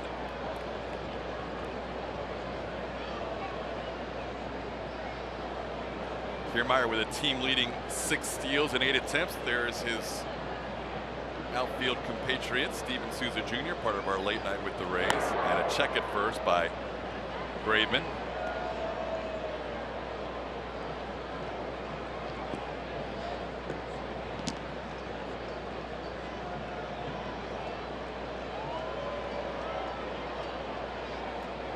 There goes Kiermaier. Line drive, base hit to left field. Kiermaier takes the turn, bobbled by Davis. He is going to be held by Montoyo. Kiermaier gave Charlie at least a moment to think about the fact that he could possibly score from first on a single, but Davis recovered quickly enough. Well, he was off and going, and Curt Casali talked about it early in the game. You want to get Graveman up in the zone being a sinker baller. He did just that. Roped that ball out there to Davis, and you can see Kiermaier right there looking for the sign, looking for Charlie. Number 11, Logan. Right there, he decides, listen, let me go, and they were very aggressive running on Chris Davis in the game Thursday night. He DH'd last night,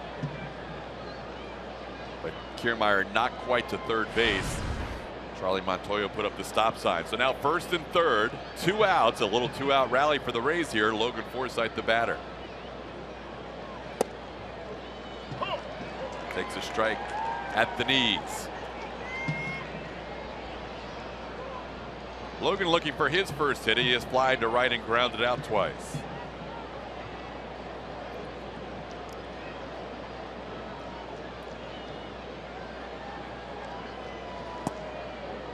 One and one.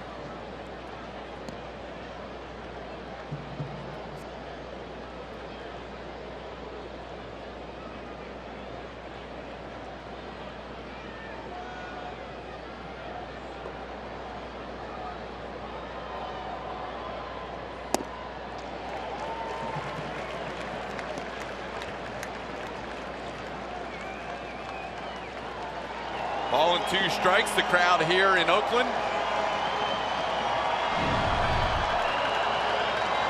of over 30,000, making a little noise, trying to get Kendall Graveman through this 7th. In the air to right field, base hit, Logan Forsythe. It is 3-1 Rays on the RBI. Forsythe with RBI number 26 on the year, and a big spot right there. well, you know what? Let's take this all the way back to the 2-out walk to the 8-hole hitter. That's where you can pin this one. And how about Logan Forsythe with a great job of a 2-strike approach. He had swung through a previous pitch that was just like this, but look at how he changes things here. Spread out and just put the ball in play, see what happens. Big swing and a miss on the cutter for strike 2. He cuts down with 2 strikes, makes sure that he puts the ball in play. It falls into right field, and it gives the Rays another run. That's what you talk about, a 2-strike approach. A professional, I hate that phrase, professional hitter, but a guy who is willing to change and be, situational hitting. That's what you got to do. A lot of guys we see take the same swing, doesn't matter what the count is. Logan Forsythe, not one of those guys. So Logan gives his team a 3-1 lead. Here's Brad Miller. He is 1 for 3.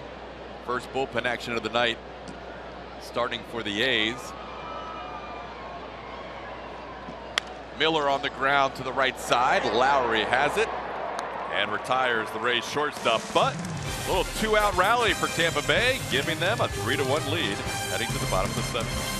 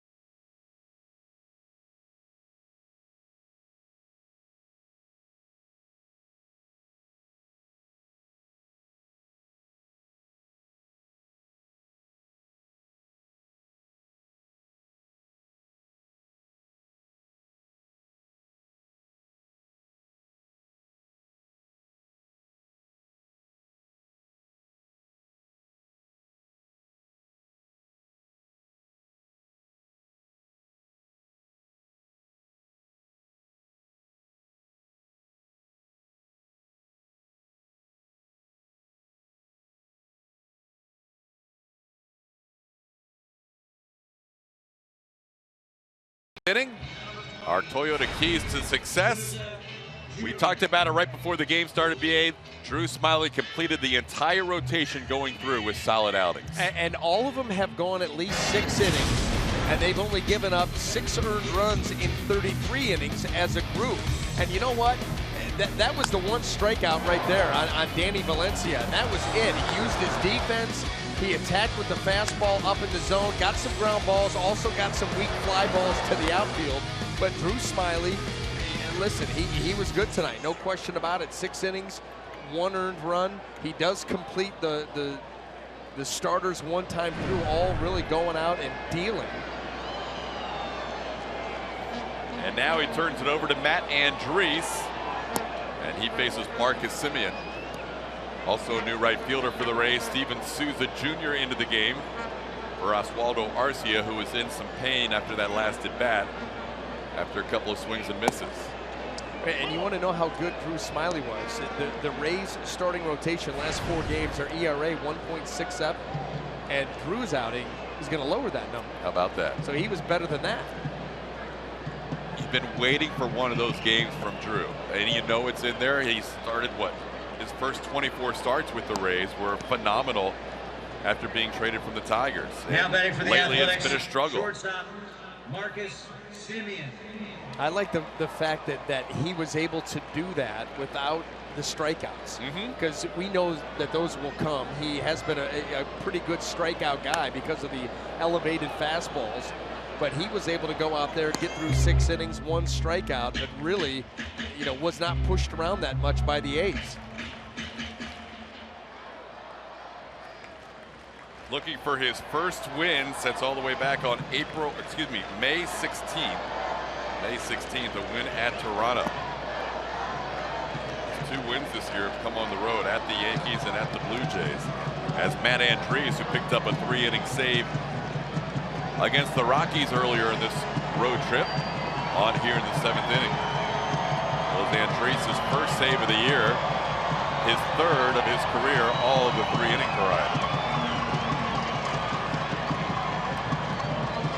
3-2 pitch is fouled away.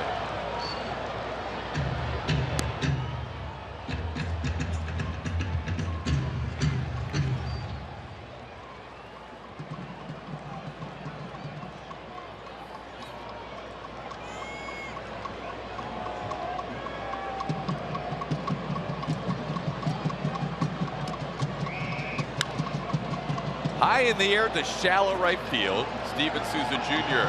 just into the game, puts it away, and there's 1 out.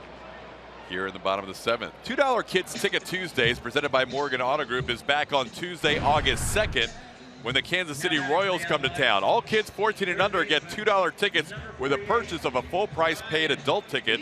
Call 888-FAN-RAYS or visit raysbaseball.com/specials. Getting word from the Rays clubhouse, BA, that Oswaldo Arcia left the game with a mild right elbow strain day to day. And think about the right elbow coming into play with a left-handed hitter's swing, and you're out in front on 2 off-speed pitches.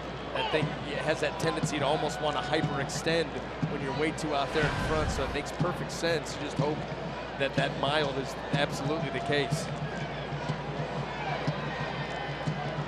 Graven has not thrown many changeups tonight, but the ones that he has thrown have been to Arcia.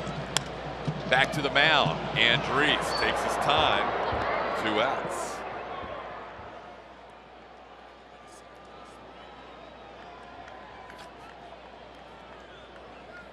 The Rays still are continuing to try and keep Andriese a bit stretched out with 2 or 3 inning outings where they can. Well, that's in case anything up to the trade deadline. If there's a move made, it would be natural for Matt Andriese to slide right in. Catcher, Bruce. We get a pinch hitter here for Matt McBride, and it's Bruce Maxwell who will make his major league debut. Maxwell just joining the team today, the former Ray Stephen Vogt, with a medical family emergency leave. So he is away from the team for a little while. And Bruce Maxwell gets his first at bat of his major league career, takes a called strike. He was killing it at the minor league level prior to this call-up.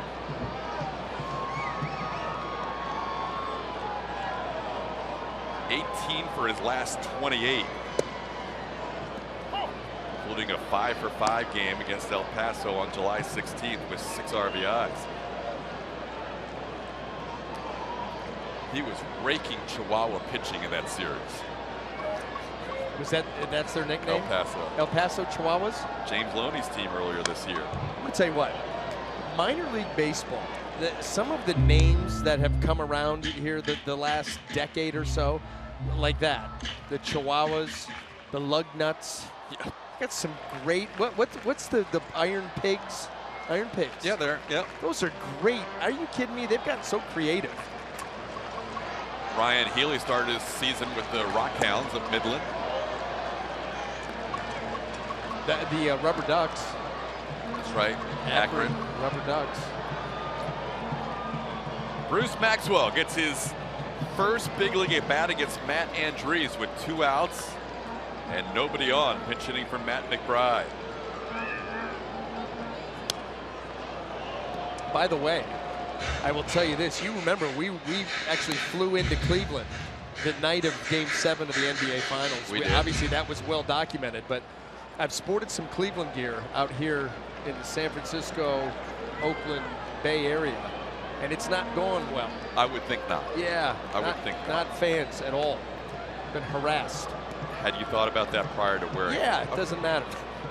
Didn't matter. 1-2 pitch on the ground. Steve Pearce on 2 hops will take it himself, and a 1-2-3 seventh for Matt Andriese. We head to the 8th. Rays leading 3-1.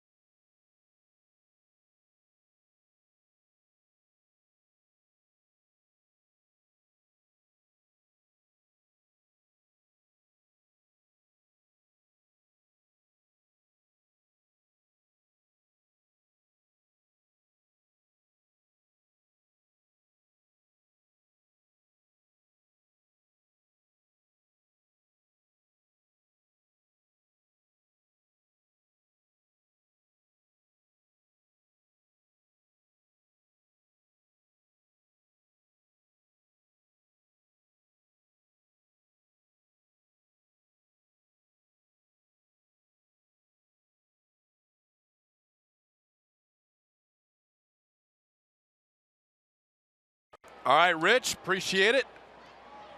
Rays leading 3-1. It is Evan Longoria facing Kendall Graveman, who works into the 8th inning tonight. Graveman worked into the 8th inning a couple of starts ago and completed 8 in the start against the Astros. Evan takes a called strike, 0-1. Rays do have 9 hits against him and 3 runs scored, but still, pitch count is in very good shape right now. Just 83 pitches as he delivers to Longoria, who sends one high in the air down the right field line. Long run Smolinski, and he'll get there.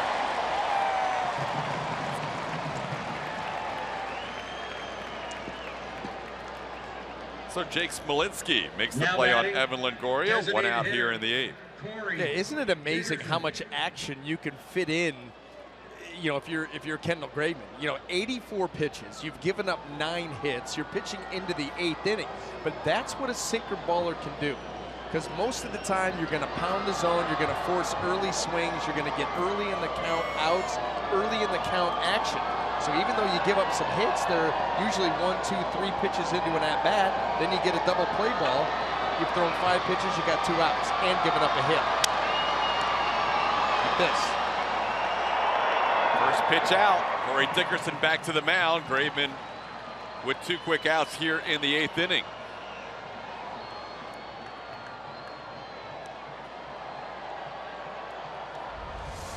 Now batting for the Rays, first baseman, number 28, Steve Pearce.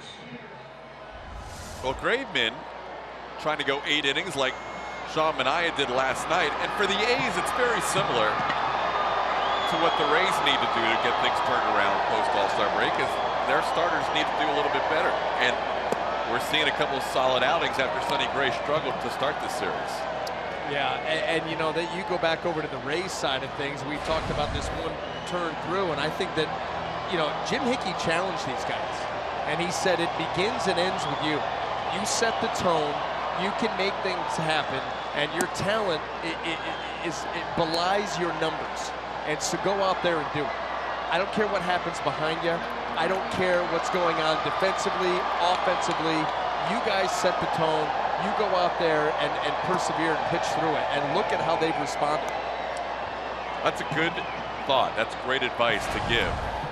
You don't want people sleepwalking through the second half. No. Struggling. But you don't want people sleepwalking, yeah, at any point. I like that advice that Hickey gave. Well, I took it to heart too, and I will no longer be sleepwalking at all on this trip or any other trip. Can be dangerous. It could have been.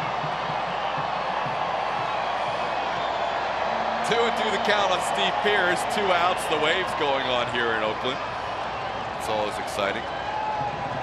And he gets Pearce to swing and miss. 3rd strikeout for Graveman.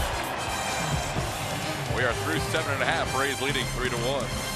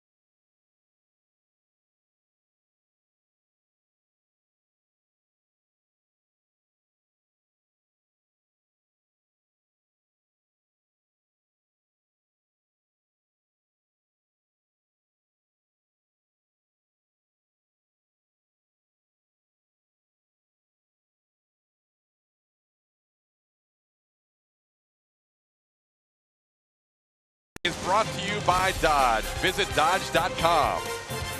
By Kubota. For more information, go to FloridaKubotaDealers.com. And by your Gulf Coast Honda dealers. Beautiful sunset here in the other Bay Area. The Bay Area on the West Coast. As the Rays from the Bay Area on the East Coast are leading 3-1 as we head to the bottom half of the 8th inning. Coco Crisp will lead things off.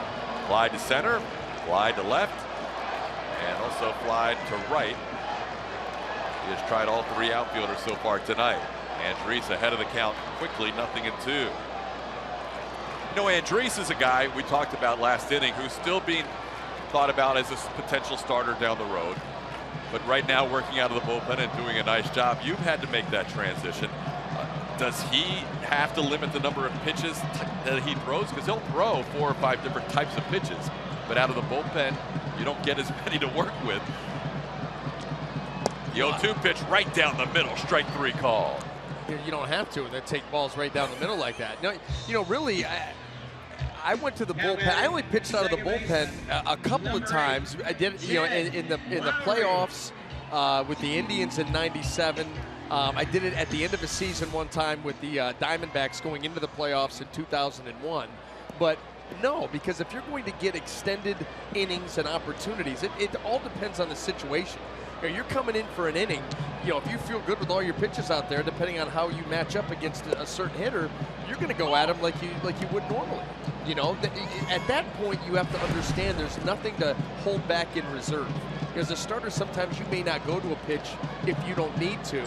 Maybe try to save it for second, third time through the lineup.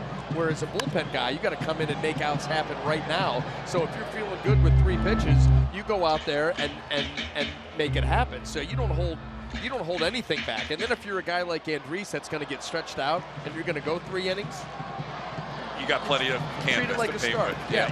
Listen, the Rays have a closer in Alex Colomé that has a starter's arsenal. He goes out there as a closer. He's going to throw 1 inning. Right. He's going to give you 3 pitches from time to time. In the air to center field, Kiermaier and Geyer converge. It's actually towards left center now, and there's 2 away. Well, there's no doubt Andriese is an interesting situation, and you don't want to see anybody traded because you get to know these guys and you want to see them stick around and you don't want to see the team broken up. But if, in fact, a trade is made, I would think Andriese gets a chance to start, and that could be interesting because when he started early in the year, he was as good as anybody for a few starts in that rotation. Yeah, no, and he's shown the ability to do it. You know that he may not talk about it publicly, but privately he'd like to be back in that rotation. I'm sure he's going to do whatever the team asks of him. You know, he's that type of guy.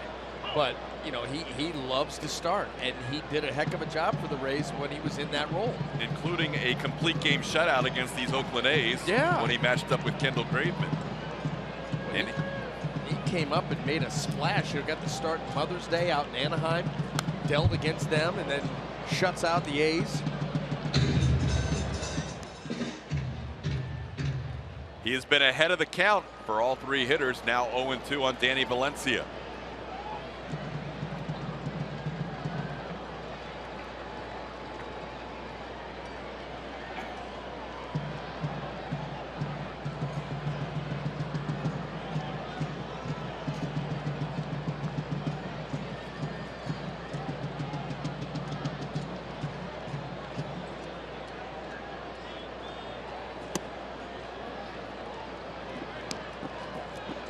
Ball and 2 strikes.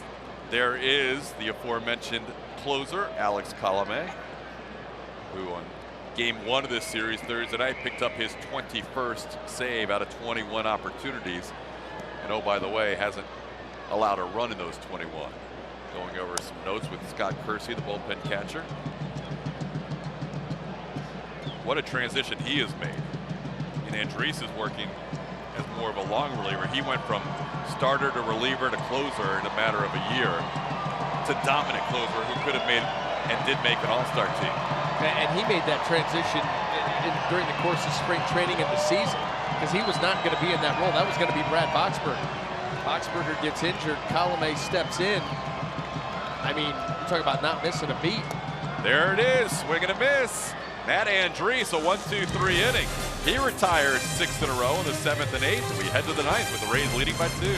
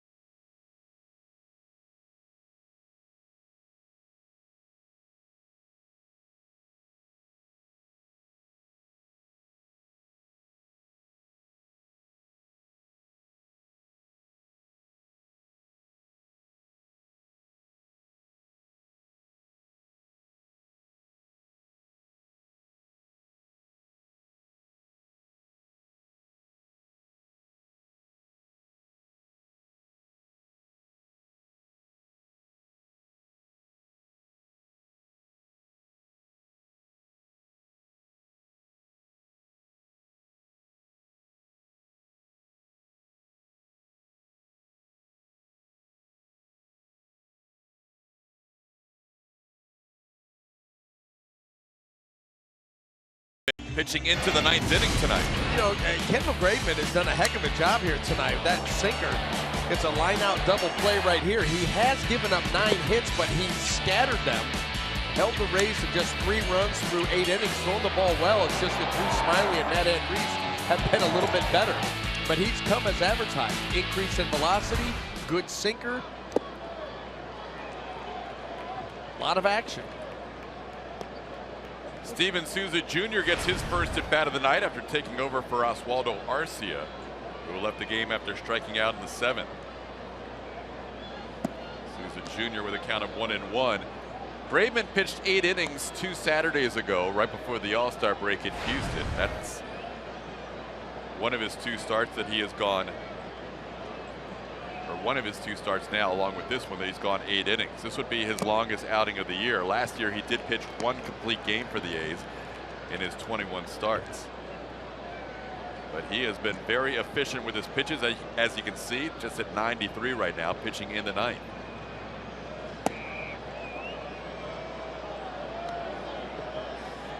Souza Jr. may have thought that that was going to be strike 3. Souza was already walking. He was. He struck himself out. He did. So now, you ready to swing, Steven? He did, and he missed it, and that's strikeout number 4 for Graveman. 3 of his 4 strikeouts coming in the last 3 innings. Little cutter this time, moving away from him. Now batting for the Rays, left fielder number 5, Brandon Guyer.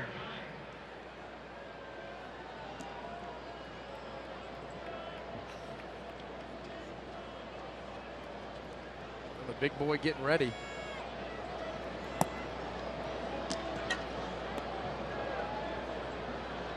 Brandon Guyer, the batter, 1-0 the count. He has an infield hit in 3 at-bats. Knocked in a run with a ground out his 2nd time up. Graveman a part of that Josh Donaldson trade from Toronto. Last night we saw Sean Manaea, part of the Ben Zobrist trade from Kansas City. So the A's are doing what some people are trying to accomplish during this trade deadline. Is they've had some pieces to move and they're trying to build with some young pitchers. They feel like they have 2 good ones going back-to-back here against the Rays. For Manaea, last night was his best outing of the year. Graveman's been on a nice run really since the middle of May. Manaea's been solid his last couple as well. Tomorrow the Rays will see a former minor leaguer, Jesse Hahn, getting the start. In the air off the bat of Guyer, foul territory but playable. Maxwell underhands it for the 2nd out of the inning. Didn't exactly camp under it. Here's what's coming up on tomorrow's Rays Live pregame show presented by your Gulf Coast Honda dealers. We will hear from the Rays starter tomorrow, Blake Snell. And also, Orestes Estrada will break down Rays designated hitter Corey Dickerson. That's tomorrow, Rays Live pregame show starting at 3:30. Sean Manayo, the guy we were talking about earlier, right there.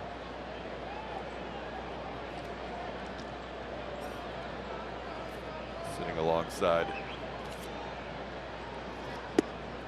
his cohort, the starter Mengden, with the sweet stash. Here's Kevin Kiermaier, big walk, scored a run last time up. That was with the Rays leading 2-1. He would walk and later come around to score on a Logan Forsythe single that made this game 3-1. Kurt Casale with a hit in between.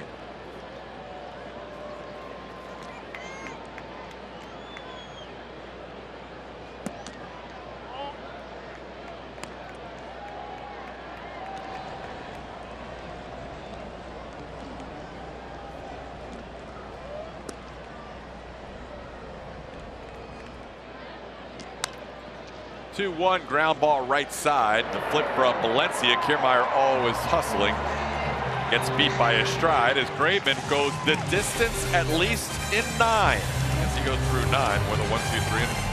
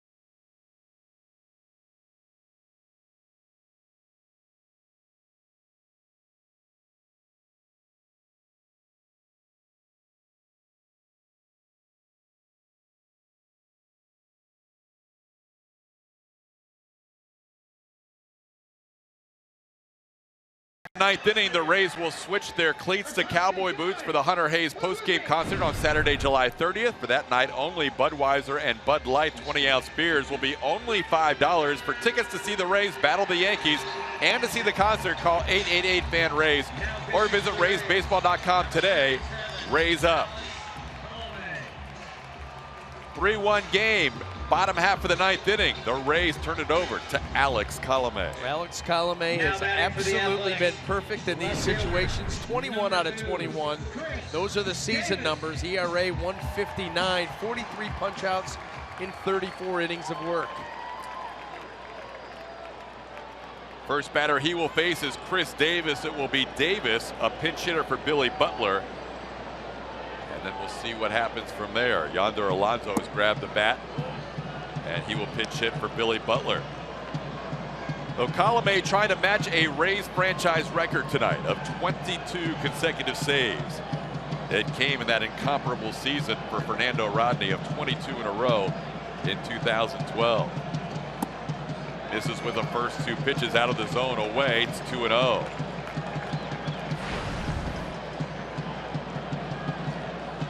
Colomé picked up a save here on Thursday night. Inherited a first and second situation in a 7-3 game with nobody out. And picked up 3 outs with only 7 pitches. But tonight, he has started out with 3 outside the zone. There you see the mark he is going for.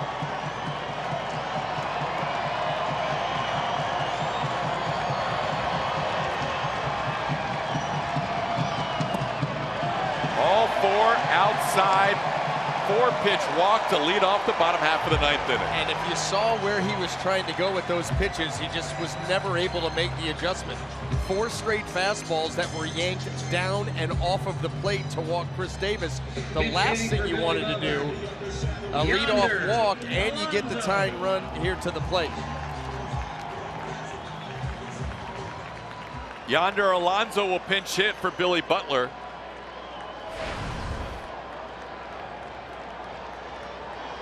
Alonso has faced Colome once. Colome won that battle, striking him out.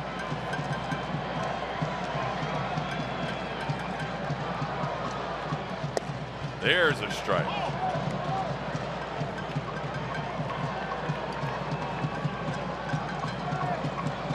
Alonso did pinch hit on Thursday.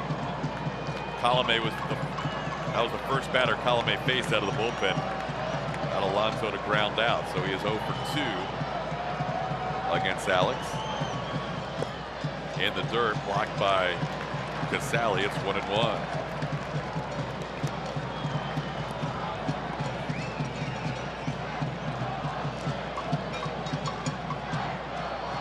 Rays lead 3-1. Chris Davis after a 4-pitch walk on first base. Nobody out.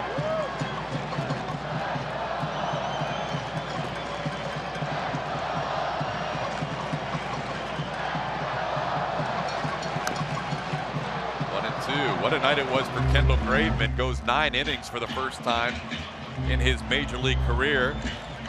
Had never thrown a complete game at the minor league level. Last year, his lone complete game. Also, when he left the game, he ended up as the losing pitcher. 1-0 in that game. Right now, barring a rally, he would be on the wrong end of this one.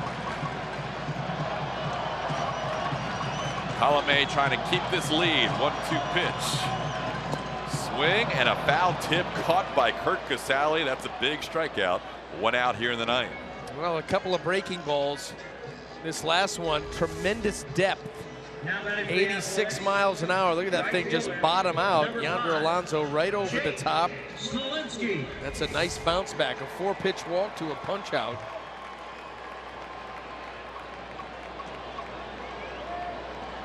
So now Jake Smolinski. Colome also faced him on Thursday night.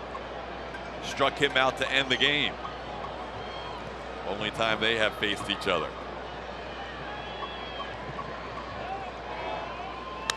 This ball is hit deep to left field.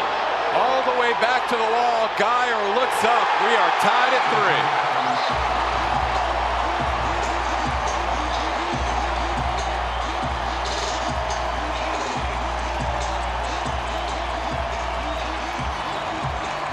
Jake Smolinski with a 2-run home run. The first runs allowed by Alex Colome in a closing situation all year long.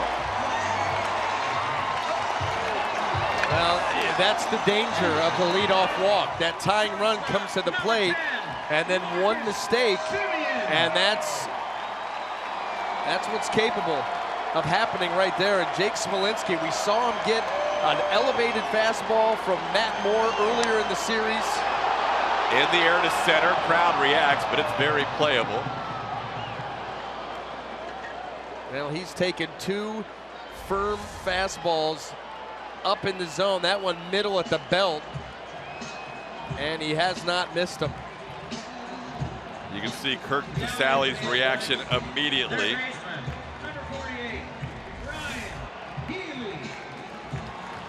Now Colome just trying to get this game into the 10th. Rays and A's played 13 last night. Colome facing the other rookie who's seeing some playing time here in Ryan Healy.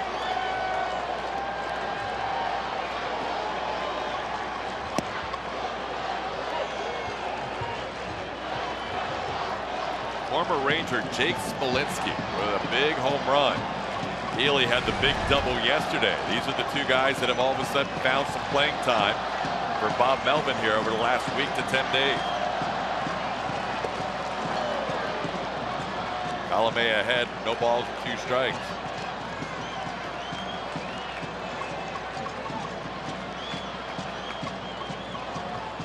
In his first 21 saves, Colome was perfect not only in save opportunities, but in not allowing a run. Tonight, both those streaks go away. 0-2, pitch in the dirt.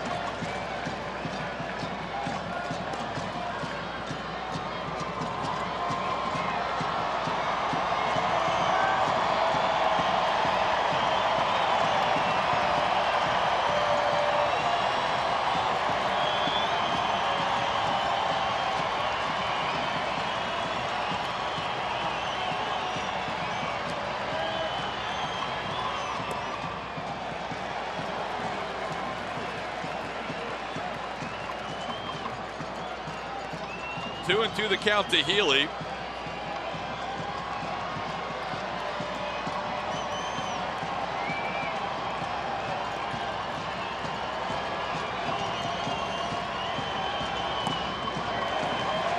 Now it's 3-2. A's closer Ryan Madson is warming in their pen as Bruce Maxwell waits on deck.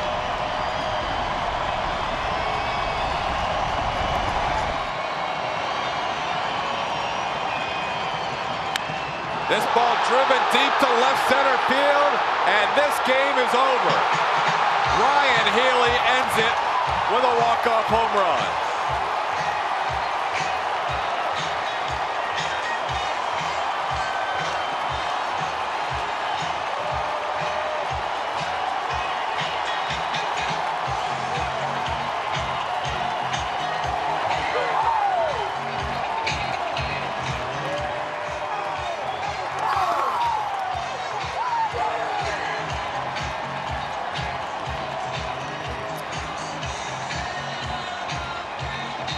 All season long, it was automatic when Alex Colome came into the game with a lead.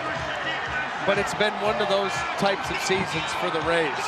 And you're right, he has been nothing short of automatic and dominant. A leadoff walk, a misplaced fastball to Smolinski. He gets up on Healy, 0-2, 3 straight out of the zone. That forces him back out over the plate. And it was a no-doubter. Sometimes you just can't believe what you see, and no one saw this coming.